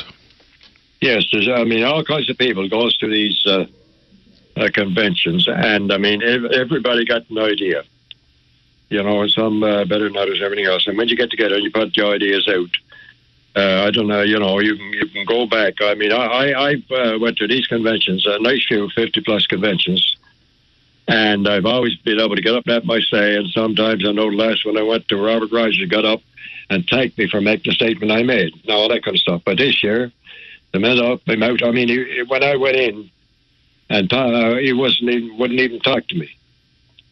He said, on the advice of my lawyer, I'm not supposed to talk to you. Now, I don't know what I am, a criminal or what's going on, I don't know. But this is serious stuff, you know. I know what's actually behind it, because the problem was created by one of the board members there a year before that. And despite all the things I tried to get corrected, it never done. But I'm going to leave that to another day, Eddie, because it's going to take up too much time to explain it further in detail. But I want to leave now with you and the people out there listening to me today. I hope you listen. I hope you understand what I'm going through and everything else. Like, one thing I got to say. Seniors should be our most cherished people, and we must treat them with respect and dignity. They are the people, anyhow, that made this world what this province is for us today. So many of my friends never got to be seniors, including my own sister, Gwen. And we've got to do better. Eddie, I'll give you a call next week, and I'll explain what started this whole thing in the beginning. A very simple thing to fix, but seems like the people that's run the 50-plus Federation now don't know what $90 to do with it. And it's not good enough. Fair enough. I appreciate the time, Wilford. Hope you're well. Thank you, Paddy, and I hope I won't be that long before I talk to you again. Okay, Bye. Sounds good. Take care. Bye-bye. All right, let's take a break. When we come back, Steve, you're next to talk about a story related to Beaumont Hamel. Don't go away. This is Open Line on the VOCM Big Land FM radio network. Welcome back to the program. Let's go to line number 2. Steve, you're on the air. Good morning, Paddy, and just want to say that really enjoy your program every morning. Appreciate it. 2016, I just want to speak for a minute on the Beaumont Hamel. Okay. So 2016 marked the 100th anniversary of the Battle of Somme. Yep. And there was a national or all Canadians all across in the reserves were put together a group that went over to Beaumont Hamel and participated in the memorials and what have you. And the national commander for Canada approached the regional Newfoundland Regiment commander and asked that a Newfoundland reservist do the speech at Beaumont Hamel. And my son volunteered to do so. I'm not going to say his name because he is going to kick my gluteus maximus. But it takes about 3 minutes. I just like, as a salute to the unknown soldier, the veterans, the Canadians still serving, I'd just like to read it as it was presented in 2016 at Beaumont Hamel. Sure, let's go. Okay, as in his words and through research for quotes. Good afternoon, ladies and gentlemen. I am a current serving member of the Royal Newfoundland Regiment. I am honoured to speak to you today on behalf of my fellow teammates, the Royal Newfoundland Regiment, and as a proud citizen of Newfoundland and Labrador, and of course, a proud Canadian. Excuse me. For the last 4 months, myself, along with 10 teammates, have been training rigorously to attend the 2016 Nijmegen March. In the coming days, we will embark on a 160-plus kilometre, 4-day-long journey through the streets and countryside of the historic town of Nijmegen, the very streets and country where so many Canadians fought and died for the liberation of the Netherlands during the Second World War. I speak for myself as well as my teammates when I say how deeply honoured we have been given the opportunity to participate in this unforgettable event, all of which would not have been possible if it were not for the tremendous sacrifice made by so many on the very grounds on which we stand today during the First World War, July the 1st, 1916, 100 years ago. This marks the opening day of the Battle of the Somme and what would become the most devastating and surely defining day for the Newfoundland Regiment as it advanced on Beaumont Hamel. On the morning of July the 1st, 1916, when the men of the Newfoundland Regiment were given the order to advance on the German lines, 801 went over the top into the barrage of German bullets and relentless artillery, instinctively tucking their chins into their advancing shoulder, as they had done so often done when fighting their way home against a blizzard in some little outport in far-off Newfoundland. When the roll call came the following morning, a mere 68 answered to their names. So many fathers, brothers, uncles, sons, cousins, in many cases of the same family, with such discipline, such valour, gave their lives. The Newfoundland Regiment had been practically wiped out. At that time, the news to the Newfoundlanders at home was absolutely devastating. Nearly a full generation of strong, young, eager men wiped out. Local newspapers would publish countless casualty lists as the names came forward. To this day, you are hard-pressed to find a native family that does not have some family connection to the attack on Beaumont Hamel. I myself have a great uncle whose father was one of the 68 to answer the name the next morning. The fact that I can stand here on the very grounds that that these courageous men fought to their last breath just weeks after the 100th anniversary is a very humbling experience, and I will never forget it as long as I live. The memory and the legacy of these men will be carried on in my heart and in the hearts of all of you here today. I am honored to have been given the opportunity to speak here today and tell a little of what I know and what it means for me to be here. I would like to finish with a quote from Commander Lieutenant General Sir Elmer Hunter Winston when he addressed the battalion 6 days after the battle. I salute you individually. You have done better than the best. Thank you for allowing me to do this. Nicely done. How old was your son at the time? 25, I do believe. Amazing. Were you there as well? No, I was not. Okay. It's one of those things, as people refer to the bucket list, the Trail of the Caribou really feels like something that I should do one of these days. I'm glad you made time for the program this morning, Steve. Would you like to say anything else? No, that's just hats off to all the veterans and the people still serving. Fair ball. Thank you, sir. Stay in touch. All right. Thank you. You're welcome, Steve. Bye-bye. All right, let's take a break. When we come back, Dominic's there to throw around a bouquet. He also wants to make a comment on the unknown soldier. Don't go away. This is Open Line on the VOCM Big Land FM radio network. Well, welcome back to the show. Let's go to line number 3. Dominic, you're on the air. Yes, good morning, Paddy. Good morning to you. I'd like to thank you and the OCM for everything you do for the residents in Newfoundland. Pleasure. Thank you. I just had just about a 2-week stay in the healthcare centre there. And I'd like to throw a bouquet out to all the staff there. Everybody complains about the healthcare and everything, every now and again. But once you get in there and they get a hold of you, they do their best for you. Oh, 100%. I mean, that's always the trick, isn't it? While we're waiting and the delays or postponements of one procedure or diagnostic test or whatever, of course, the worry is very real. But the fact is, I think, can't generalize, but the vast majority of people, once you get in, you're dealing with compassionate professionals who are doing everything they can to treat you properly and see you on the road to recovery. Yes, that's certainly true, sir.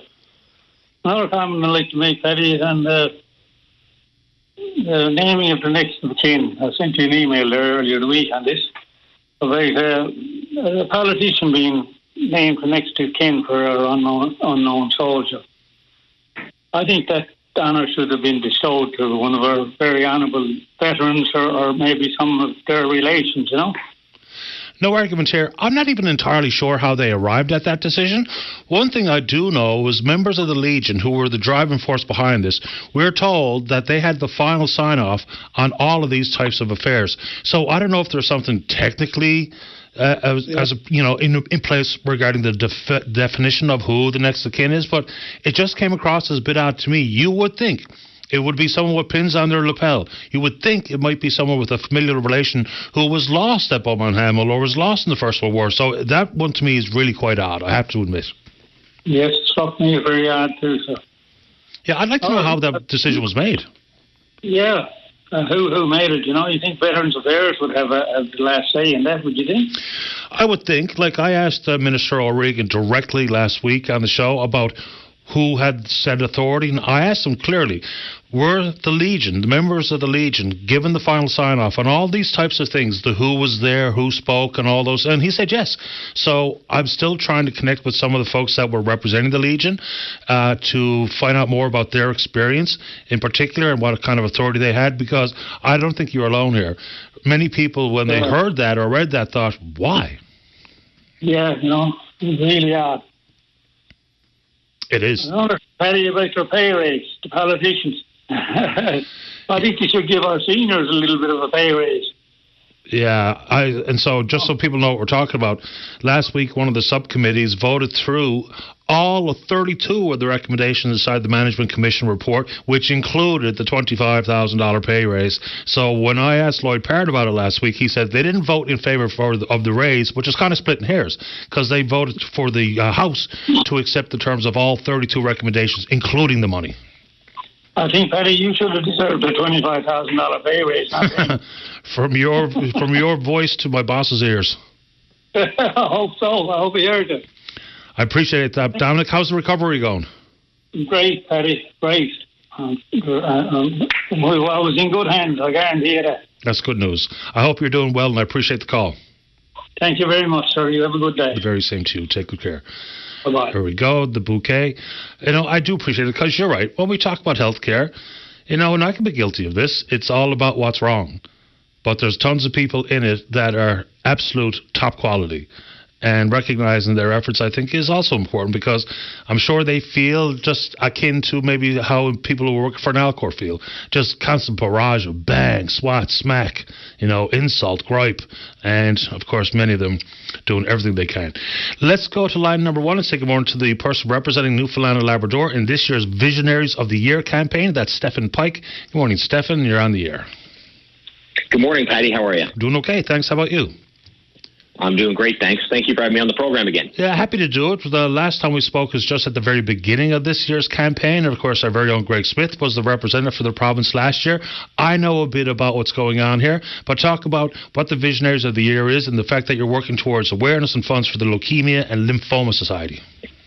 That's right, Paddy. So the Visionaries of the Year campaign is a 10-week philanthropic contest where a representative from each of our provinces step forward and see what they can do to raise awareness and funds for Leukemia Lymphoma Society of Canada. So as you mentioned, last year, the visionary from Newfoundland was Greg Smith and did a fabulous job in raising awareness and funds for the cause. And this year I was nominated and was happy to take on the nomination for the campaign, which clues up in 3 days. So as one of the candidates, as one of the provincial representatives, what has the campaign looked like? Well, specifically, what are you doing? Well, Paddy, my thing is, 1, raising awareness in the community for the Leukemia Lymphoma Society of Canada, and 2, of course, raising funds. So my approach has been a bit of a grassroots campaign, just reaching out to all kinds of people in my network, everybody across the province, doing as much PR as I can to say, if people would like to donate to help further blood cancer research, I'm kind of the face of that in this 10 weeks. How did you become this year's visionary? You had to get nominated, right? You didn't apply. Someone nominated you? That's correct, Paddy. Yes, 2 individuals put my name forward, and then I received a phone call saying that I was one of the nominees. I sat down and met with Greg Smith, who told me a little bit about the campaign last year, and I was happy to take that on. So, when we talk about cancer, whether we talk about blood cancer or otherwise, everybody's got a family story. It's a shame or it's a sin to say, but I think it's pretty accurate. And for you and your family in a relationship with blood cancer, who was it? My maternal grandfather, Paddy, passed away with blood cancer. Oh, man, it kind of creeps into our heads. The older we get, we all go through the cycle of graduating high school, getting married, having children. And now where do I see people? Unfortunately, not the place where you want to see people and reconnect. And that, of course, will be at the end of life celebrations or ceremonies. Stefan, how's the fundraising been going? Because it's a tricky time. I've worked for a lot of nonprofits and charitable organizations, and we all had very similar strategies to raising money. And it wasn't easy, but it seems much harder now. How about for you? Yeah, absolutely, Paddy. It's been a challenge, but there's been a lot of people that have come forward, both individuals and companies who've supported the cause. I'm so grateful for that. My goal was to try to raise $100,000 over the 10 weeks. And thanks to some corporate sponsors and some local businesses, as well as some very generous individuals, I'm approaching that $75,000 mark as we're getting into the last few days of the campaign. So really putting a major push on now to see if I can get to my goal. And I'm sure there's many people out there, businesses and individuals, they are ducking my call because many times I'm asking for something on the other end. So for you, it does take a little bit of gumption to want to put your hand out. Even if it's for the best cause in the world, it does take a little bit of effort. So the experience of the course of the 10 weeks, overall positive? Absolutely. It's been incredible. You know, like you mentioned, it's a challenging time. It's a challenging time for everyone. So, you know, those who were willing to reach out and assist, I'm so grateful for that. Certainly learned a lot and made a lot of great connections along the way, both inside and outside the blood cancer community. Between you and your fellow visionaries across the country, so as an individual, what do you hope can be achieved here? Because awareness and understanding of the prevalence and who's most at risk and all these types of treatments, research, for you, if you had your druthers and could encapsulate your personal position on why being a visionary was so important this year and what the outcome would hopefully be for you.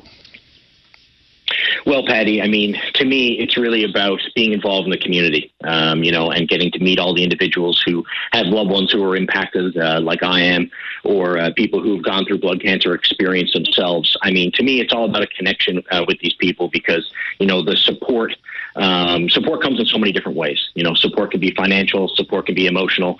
And, you know, for me, it's really been about participating in the community and chatting with all these individuals and getting to understand, you know, what this society and this cause really means to them and their loved ones. Stefan, when's the deadline for making a donation?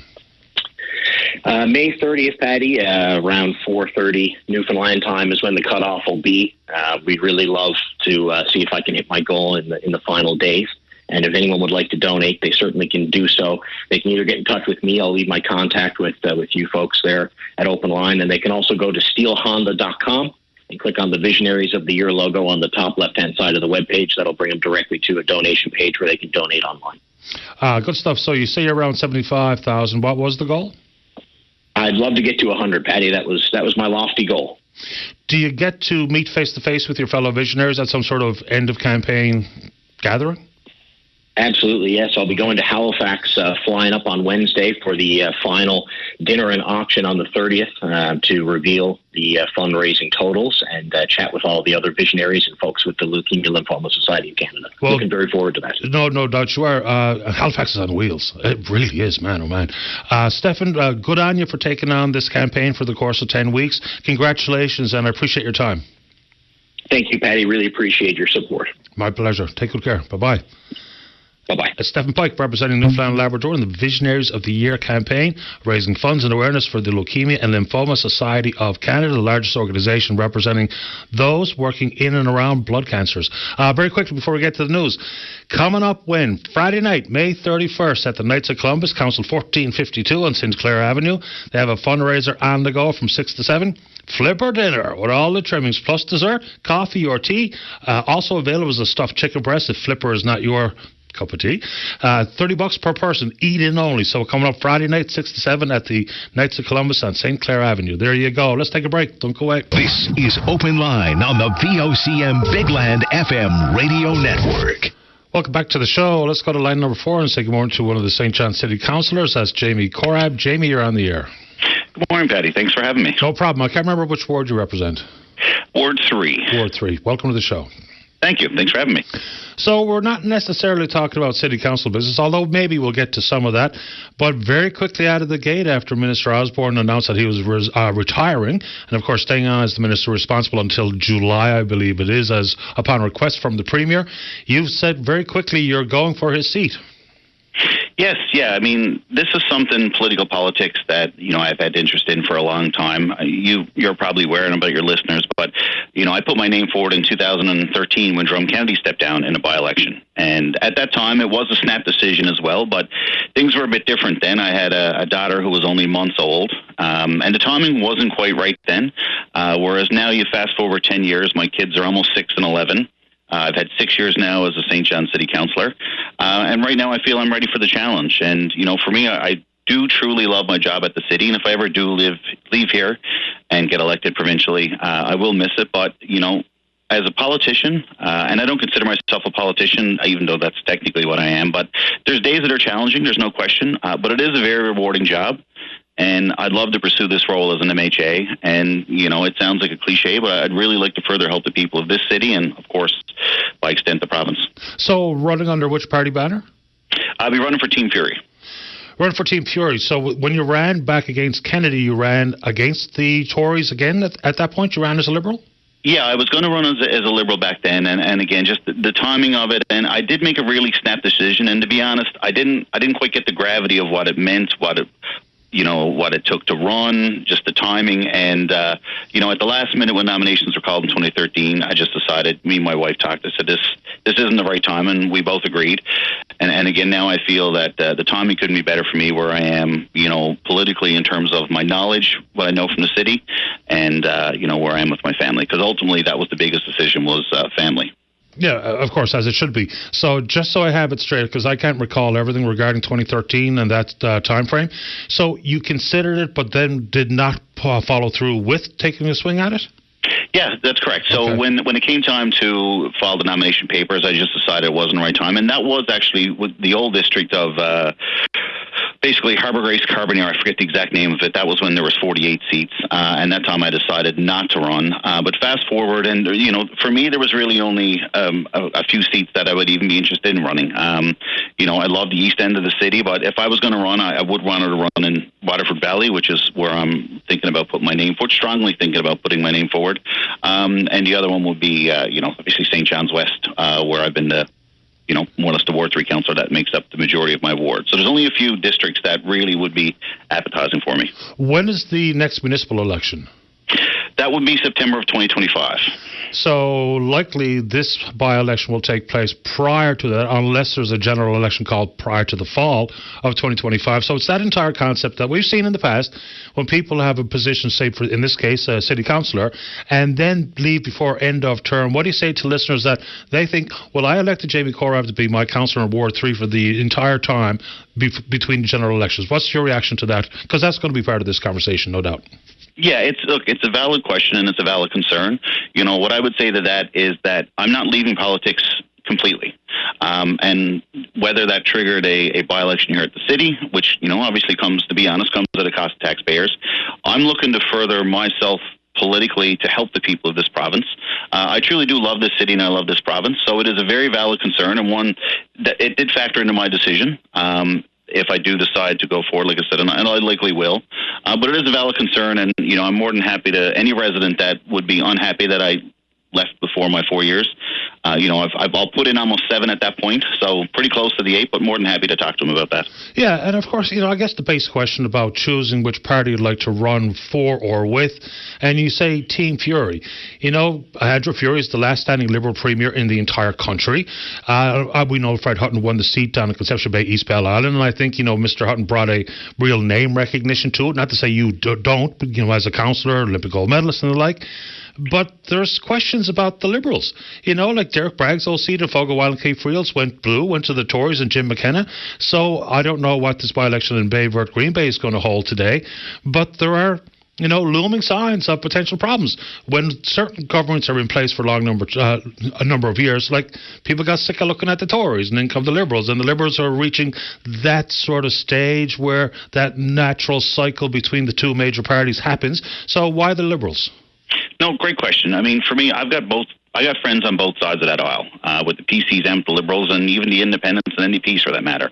For me, when I factored everything in and looked at the big picture, it was a no-brainer for me. For me, I had to look at the top and the leader. When you look at, say, here at City Hall, I think Mayor Breen does a great job as our leader. My curling career with Brad Guzzo, not to give him too much credit, but he was a leader.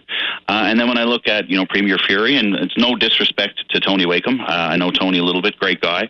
But I just see Premier Fury as the leader that is in a position that can continue to lead us. We're in a tough spell, there's no question here at this province, with some previous decisions. But I just feel that that's the leader that I want to kind of, for lack of better words, attach my horse to, and feel that would put the province and the city and the district in the best position going forward. For most day-to-day issues, requirements, municipal councils where it is, picking up my trash and the water and the roads and that type of affair. And the world of provincial politics, of course, gets the next step bigger. I'm not trying to give you a civics lesson here, but we will latch on to the same old big high-level issues on the provincial radar, beginning with, and I think this is fair enough to say, is healthcare, cost of living, housing. You can pick whichever one you think belongs in the hierarchy of 1, 2, 3. But for your own perspective, given what you've learned as a councillor, where do those come in the 1, 2, 3s, or do you care to line them up? No, for me, I haven't established, for lack of better words, a platform yet. But, being here on City Council with the Federal Accelerator Fund money and the housing, the encampment that was there, the housing is up there. There's no question. Healthcare, access to family doctors. I know, Patty, yourself, you for a few years didn't have a family doctor. Thankfully, if I understand, you do now. So access to healthcare, whether it be family doctor, radiology, dialysis, et cetera, all over the province. I know St. John's, we're in a unique situation where we are closer to the healthcare facilities given our population. And, kids and the cost of food security, just with the city being in the position of a city councillor, I've had some close workings with, whether it be homelessness, whether it be, Food First and Josh Me and the work that they're doing. I had a chance with Jody Williams before down at the Center for Hope, or Bridges for Hope, sorry. So, ranking those right now, you can almost put them in any order. They're all important, and they're things we have to focus on. And, there's other things that are happening in the city and the province outside that in the tech industry, the Innovation Center, Genesis Center, even things as you, Patty, the quote we've got to be able to walk and chew gum. Things like the Canada Games.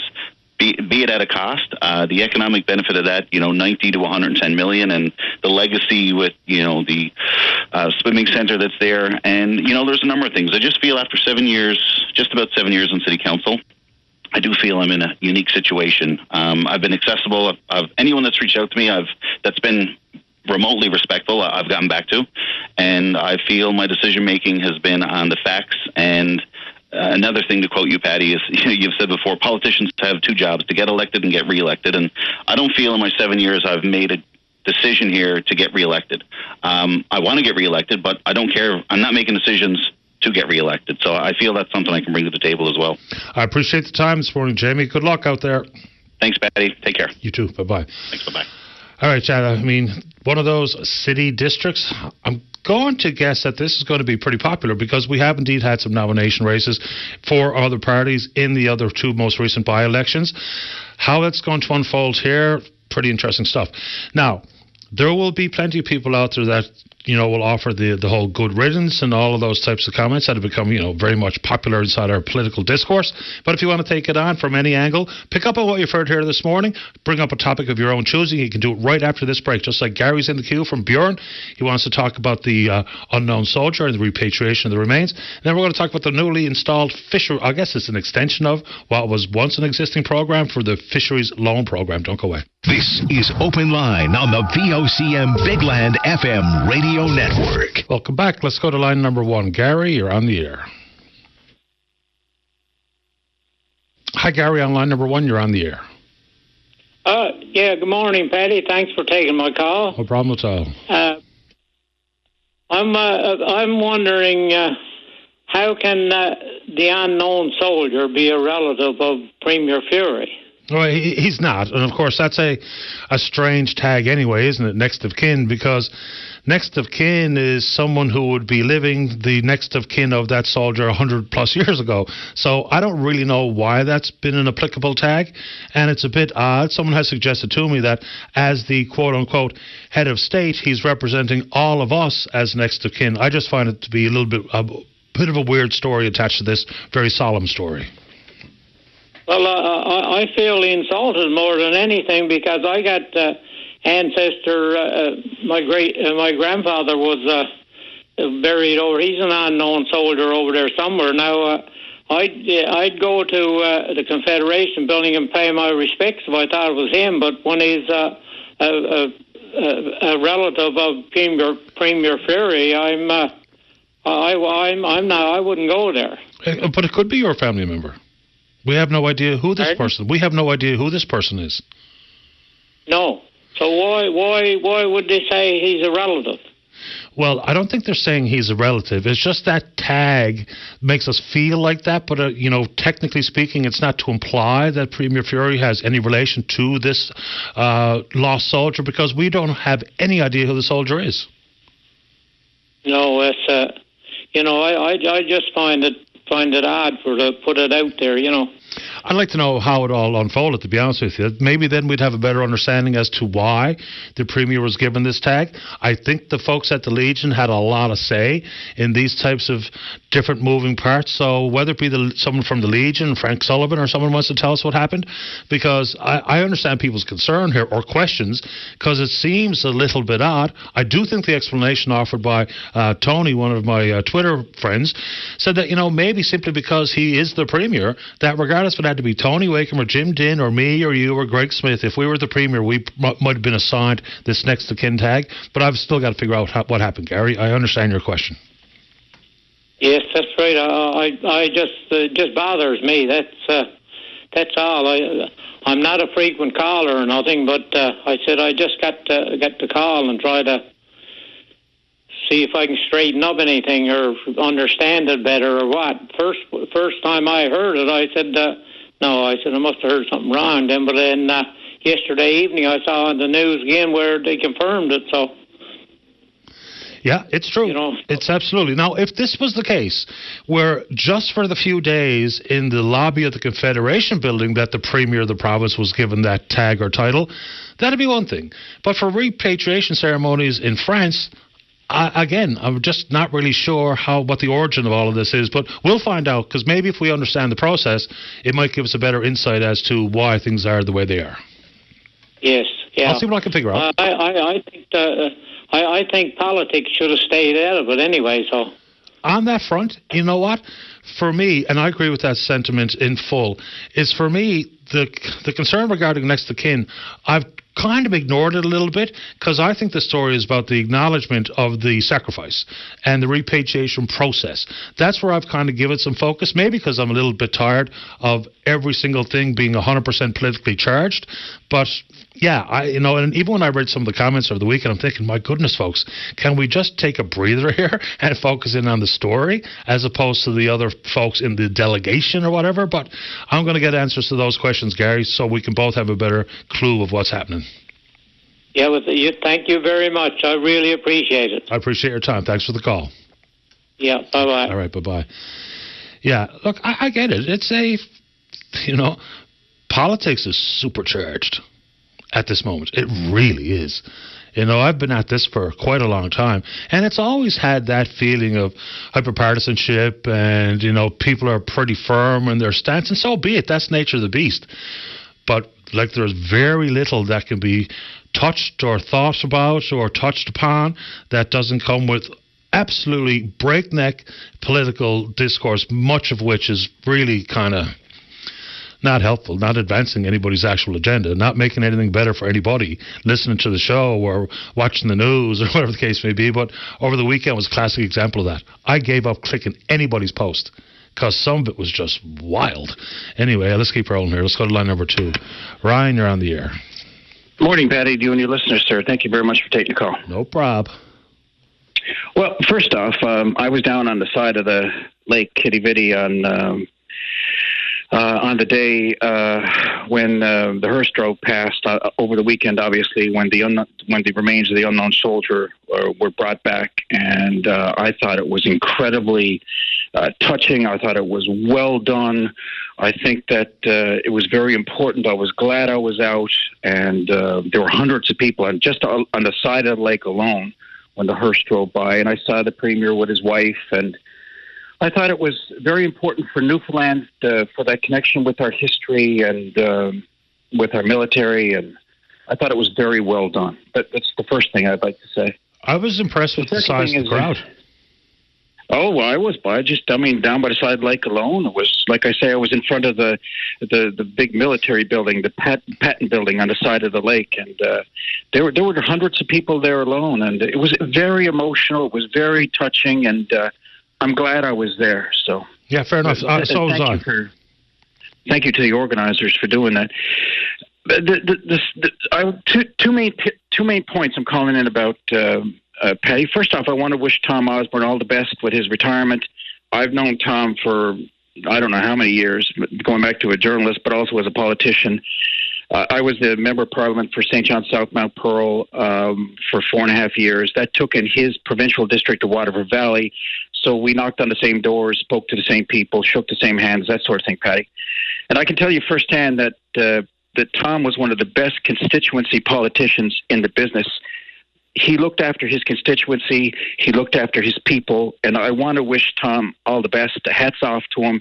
It's not easy to survive as a politician, but to survive for, I believe I read it was 29 years. To survive for 29 years is, well, kudos to him. And I think that's a reflection on him as a person and as a constituency man. I will say, Patty, that I did find it a little surprising that Tom announced his retirement on Friday, considering it was 3 days before the by-election today in Bayport, Green Bay, and with the Premier out of town. I did find that unusual, and I had a lot of people actually make some comments to me about that on the weekend.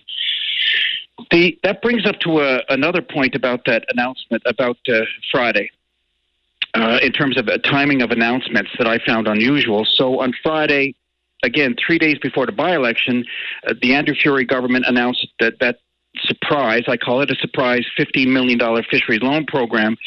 As you said earlier, it's an expansion of the existing program.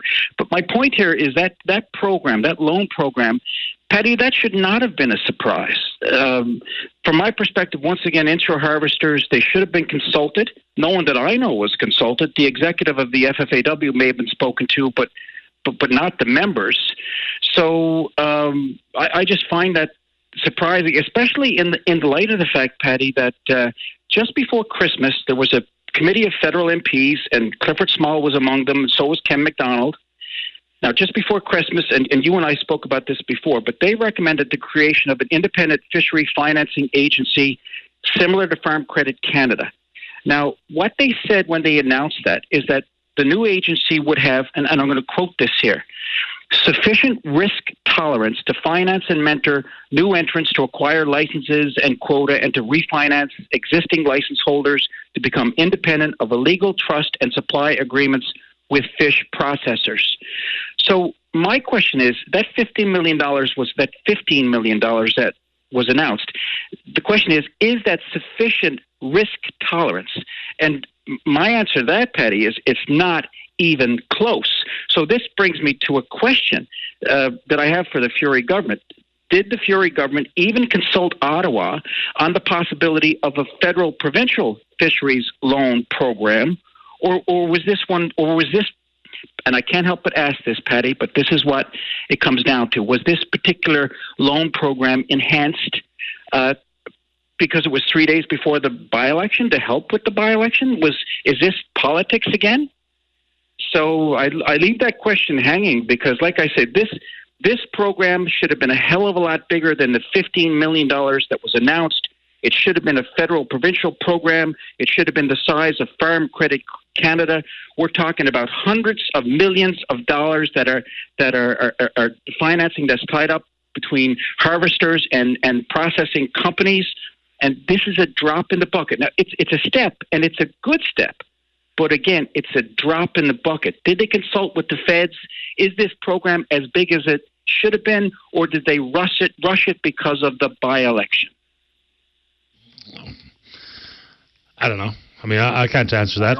You know, the trick here, though, is I think if we stand back and think about the fishery and candidates running for the Liberals, then I'm not so sure something like this with a lot of details yet to be fully understood or a single dollar going out the door would have much in the way of plausible impact in support of the Liberals, given the fact that in the most recent by-election of Fogo Island, Cape Friels, a former cabinet minister's seat was lost to the Tories.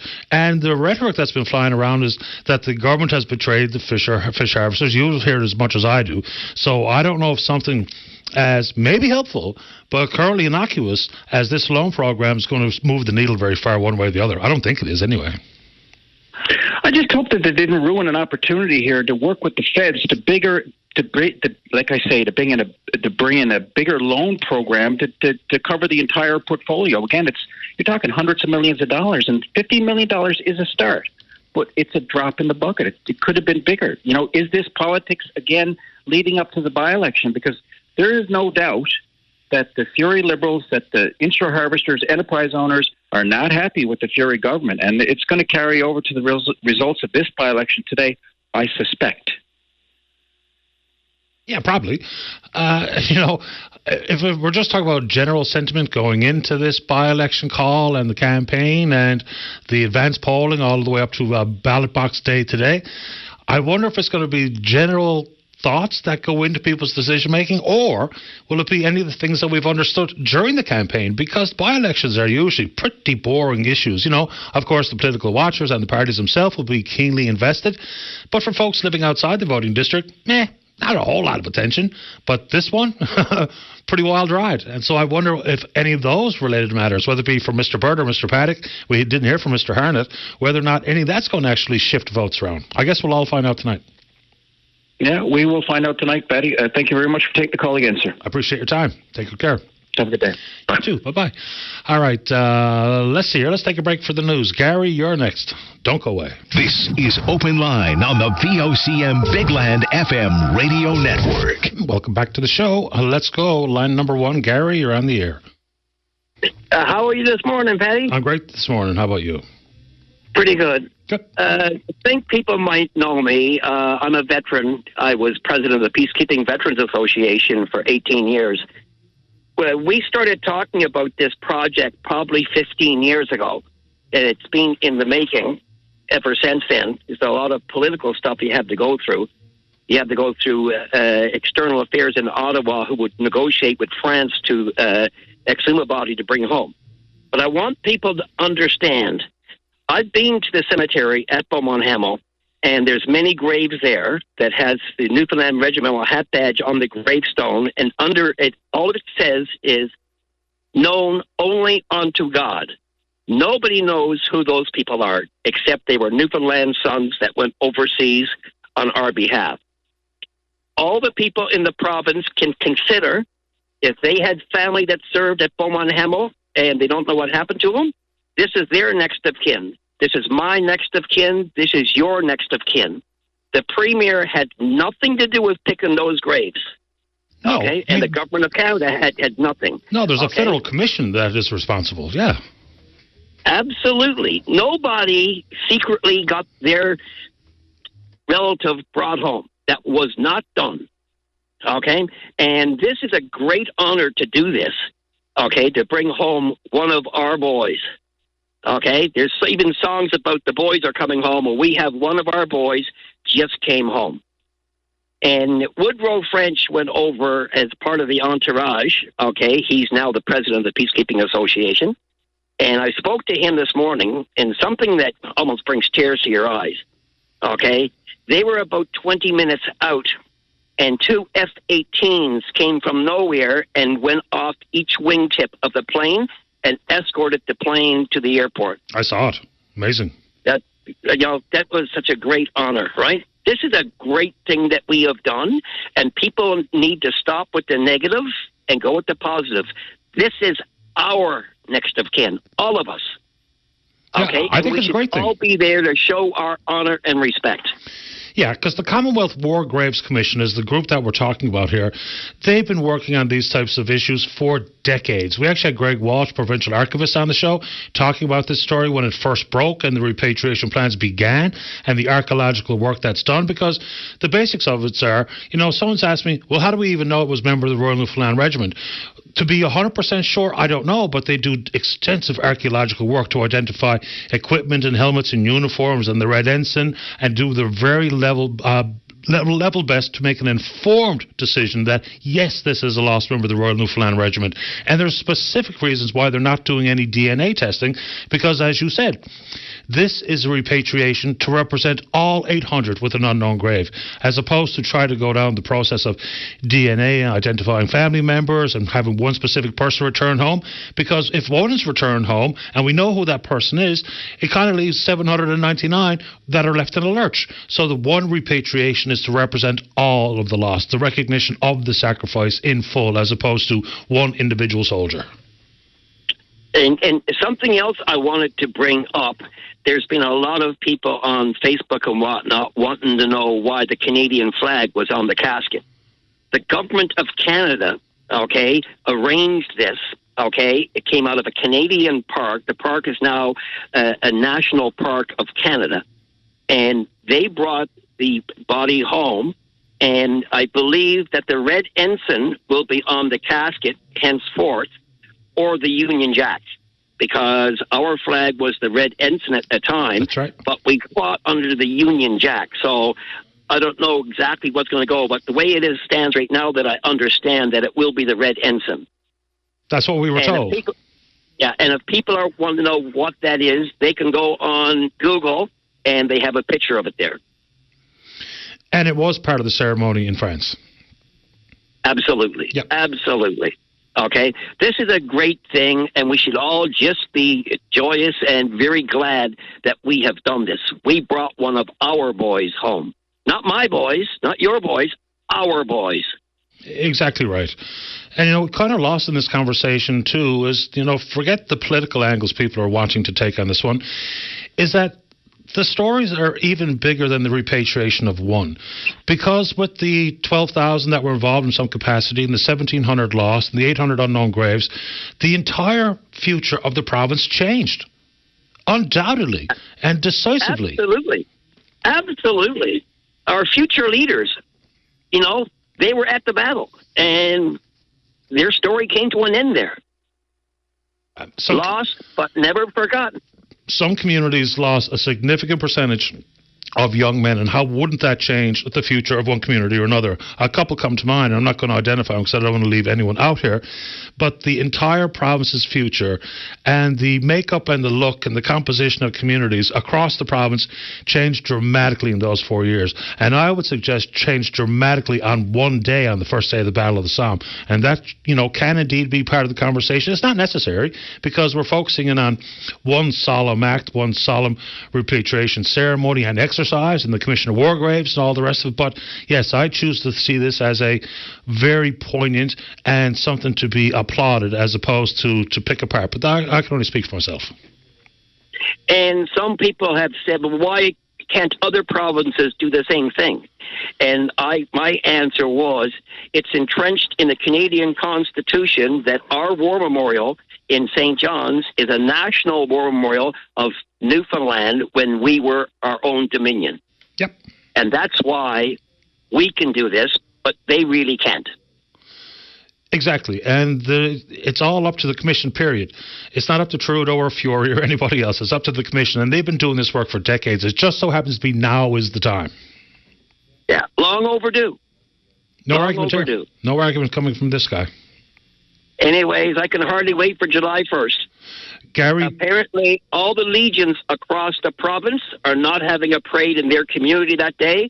They're all coming to St. John's. Oh, is that right? It's probably going to be the biggest parade since 1928. Is that right? I did not know that the legions were making that choice this year. Yeah. That's, and they may correct me on that, but that's the word that I got. I belong to Branch 50 in CBS, and we have breakfast every Wednesday morning for veterans, and that's what we were told. Yeah. They're encouraging every legion in the province to be there or send representatives. Yeah, no, I imagine there may indeed be some ceremonies at cenotaphs on Legion grounds or close by, but yeah, I would imagine there's going to be a keen focus on the tomb of the unknown soldier and the final resting place, the interment of this particular fellow. Gary, good to have you on the show. Appreciate this. Thanks very much. You have yourself a good day. The same to you. Take care. All right. Bye-bye. Bye-bye. Greg, what do you want me to do here? Get this one? Take the break on time? You think you're my boss or something? All right. Let's go ahead and take a final break of the morning. Don't go away. This is Open Line on the VOCM Big Land FM radio network. Welcome back to the show. Let's go. Line number 2. Joan, you're on the air. Hi, how are you? I'm very well. Thanks for asking. How about you? I'm good, thank you. I want to put on a special birthday greeting for my aunt, Rose Quinlan. Okay. She'll be 92 tomorrow. Fantastic. And where's Rose these days? She's in a home over in Whitburn, but now the name of the home I don't know. Oh, that's okay. Because I'm not used to that area. But anyway, I just want to let her know that I'm thinking about her and I love her, and she hopes she has a good one. Joan, where is she from? She's from Redhead Cove. Redhead Cove. Beautiful. down before you get when you get to Old Purlican and Bay de Verde. Yeah, I actually know where it is. So, Joan, what can you tell us about your Aunt Rose? She's a good person. She'd do anything for you. She's very healthy. And anyway, she was a good hard worker anyway, right? When she was working at Quinlan's fish plant and that. But she really raised me up because my parents wasn't really there. So, but she was good to me. And I'm very close with her. Is there anything planned for her birthday? No, not me, because I don't drive. And I got no way to get there. But I wish I did. But she got a big family. She had 9 kids. So I'm hoping that she has a good birthday. I just wanted to phone in and make sure that she has a good birthday. Me too. So between myself and Greg and everyone here at Open Line and everyone here at Stingray, we want to say happy birthday to Rose Quinlan, celebrating 92 tomorrow out in the home in Whitburn. Hopefully she's feeling great and has a great day. Thank you. You're welcome. Very much. Thanks, Joan. You have a good day. You too. Bye-bye. Bye. All right, there you go. 92, right old age. Good for her. Apparently in good health. Fantastic news. So apparently there's a press conference ongoing right now that we'll dig into a little bit more on the show tomorrow. It's regarding speed cameras. And just remember, for context, last summer, over the course of 3 months in just Paradise and Mount Pearl, I can't remember exactly how many cameras were deployed in those 2 communities, but 3 months, 94,000 warnings were sent out. And, of course, no associated fine, but that really does paint a picture of cost recovery that could be pretty effective and pretty swift. So apparently the government today is announcing, and, of course, I think Richard Duggan is there representing the newsroom. You would think that the first blush last year, just to get a base understanding of how active the cameras were and how many people were nabbed going at least 10 kilometres over the speed limit, that you might have considered trying to put together an RFP then to have launched over the winter to maybe have some of the cameras installed this summer. But it doesn't really look like that's going to be the case. Here we are at the end of May. So they're now simply going out with an RFP to see who's going to be responsible. And it's going to be a pretty all-inclusive responsibility here. So I just read something there very quickly before we went here. So whoever the vendor is, the successful vendor, responsible for the management, maintenance, installation of speed cameras, as well as the issuing of tickets. So last year, some of the responsibility was shared between the province and the municipalities. So it looks like there's going to be some independent vendor to come in and take care of it. Now, to begin, so it's a bit vague inside the news release. It simply says, to begin, 10 cameras will be installed. You would think that, understanding what we saw last summer, that there would be 100. Now, if we're talking about cost recovery, of course, it comes with an upfront cost. But if we replicate the 3 months of last year and you have some of these speed cameras in the notable risky areas, I'm going to suggest that there's going to be hundreds of thousands of dollars of fines issued next year. Even if we just begin with, and I don't even know if 10 to begin includes the cameras that were in Mount Pearl and Paradise last year, or this is 10 in addition to those, because you hear me belly aching about it all the time. The amount of reckless, aggressive speeding out there, distracted driving, running red lights. I'll tell you right now, if you put a camera at the corner of Kelsey Drive and Kenmount Road, you get that money back in a week. When I go to that stop at that red light every single day, at least one person blows through the red light heading south on Kenmount Road. Guaranteed. It never fails. So that's an update. We'll see if we can figure out a bit more about it today. And, of course, representing the province in that news conference would have been Sarah Studley, the Minister of Digital Government, Service NL, and, of course, John Hogan, the Minister of Justice and Public Safety. Now, they go on to say, and some of the concerns people have, is that, you know, the camera will not identify who's driving the vehicle at the time of the violation. It's your responsibility. It's your car. So to say, well, I don't think it's fair that I wasn't driving my car and I get a ticket in the mail, well, the fact remains you made the choice to loan your car to someone who may indeed have broken or violated the Highway Traffic Act, and so you're going to have to suck it up and eat that particular fine, and so be it. Then it's the concept of no front license plates, which I think can be addressed by simply taking a picture of the rear license plate, which is the number one contributing factor as to how we will not be able to identify who was driving the vehicle. Like if one of my sons takes my vehicle and blows through the red light or gets caught speeding, I'm going to get the ticket. It's coming to my name because the vehicle is registered to me. So we'll see if we can find out a bit more about that during the afternoon, and we can talk about it tomorrow morning. So when I said 94,000, I guess that's a slight exaggeration. The number was 93,721 vehicles were captured speeding, and it's not 10, it's 11 kilometers above the posted speed limit. All right, there you go. And inside that number, almost 22,000 were speeding 20 kilometers an hour or more above the speed limit. And remember, this is not doing 20 plus over the speed limit on the highway. This is about inside the residential streets inside a municipality like Mount Pearl and Paradise, which makes it even more egregious. Very quickly. So whether or not you want to talk about the tone and the tenor and how the protests are taking place and how they're being managed or rules are being enforced, whether it be pro-Israeli or pro-Palestine protests, it's getting pretty contentious out there. One thing I think we should all be mindful of is, especially when you're trying to glean some of the news from social media, which is not necessarily always the best spot for it, it's the growth and the prevalence of content that's coming from artificial intelligence. I mean, one such video that's floating around is a famous speech given by Hitler back in 1939, but it's being offered in English, of which there, of course, there's no such thing. So when you see some of the stories and attached videos and or content that could be, I think, very easily deemed as hateful, you wonder how much of that is being supplied by artificial intelligence platforms and or simply individuals offering what sometimes might be their misguided hot takes on some of the complex issues of the day. So we had a good conversation last week with the gentleman representing PricewaterhouseCoopers, talking about the world of artificial intelligence, economic activity, premium wages, and GDP growth, which was interesting enough, but that was simply about just how many job ads are referring to AI-related skills versus what the role of AI is going to play in our lives. Even if you think it doesn't play any role at this moment in time, if you have a social media account, then you are seeing it in action. If you're dealing with government, they're dealing with it in real time. So it's absolutely everywhere. So the advent of AI is not that old, and even the godfather of AI, a fellow named Geoffrey Hinton, is saying, what have I done? What have I done? We are never going to be able to put all the toothpaste back in this tube.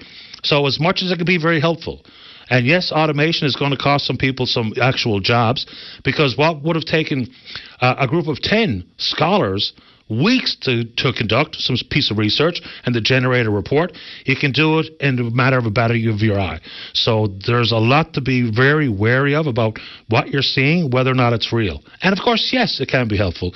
But like everything else, if we have some of the new AI startups, and the federal government recognizes that the world is changing very quick, and some $2.4 billion set aside for artificial intelligence-related work, $2 billion of it going to the startup and tech companies. Only a paltry $50 million of the $2.4 billion going towards working on understanding and implementing policy to protect us against the risks of artificial intelligence. Because like everything else in this world, if we're talking about new startups, and yes, the starting point algorithms that would be applied, it's the whole concept of garbage in, garbage out. And there can absolutely be bias algorithms.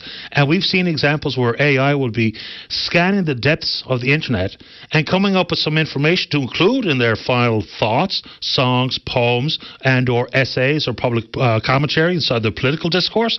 It can be based on garbage that they found. That's not real or accurate. It's riddled with disinformation. So, yeah, it can be pretty fun tool, pretty exciting way to try to improve efficiency, pretty apt way for the world of academia. But for those lay persons like me and you just sitting out there trying to find information that we can determine whether or not it's real, whether or not it's actual, or whether or not it's factual, or it's just a hodgepodge, a gish gallop of what turns out to be completely erroneous gibberish. Let's check it on the Twitter before we run out of time. Or VOCM Open Line. Follow us there. Email address is openline@vocm.com. And lots of attention today attached to and associated with the repatriation of the remains of a lost member of the Royal Newfoundland Regiment. One persistent thought out there is, who gets to represent the province during the repatriation ceremonies?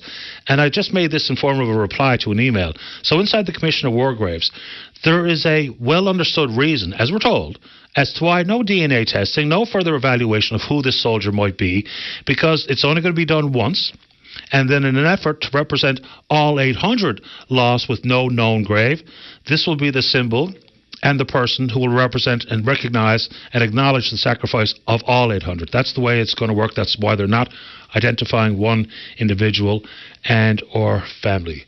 All right, good show today. Big thanks to everyone who supports the program, all of the callers, listeners, emailers and tweeters. You're all right. We will indeed pick up this conversation again tomorrow morning right here on VOCM and Big Land FM's Open Line. On behalf of the producer, Greg Smith, I'm your host, Paddy Daly. Have yourself a safe, fun, happy day. We'll talk in the morning. Bye-bye.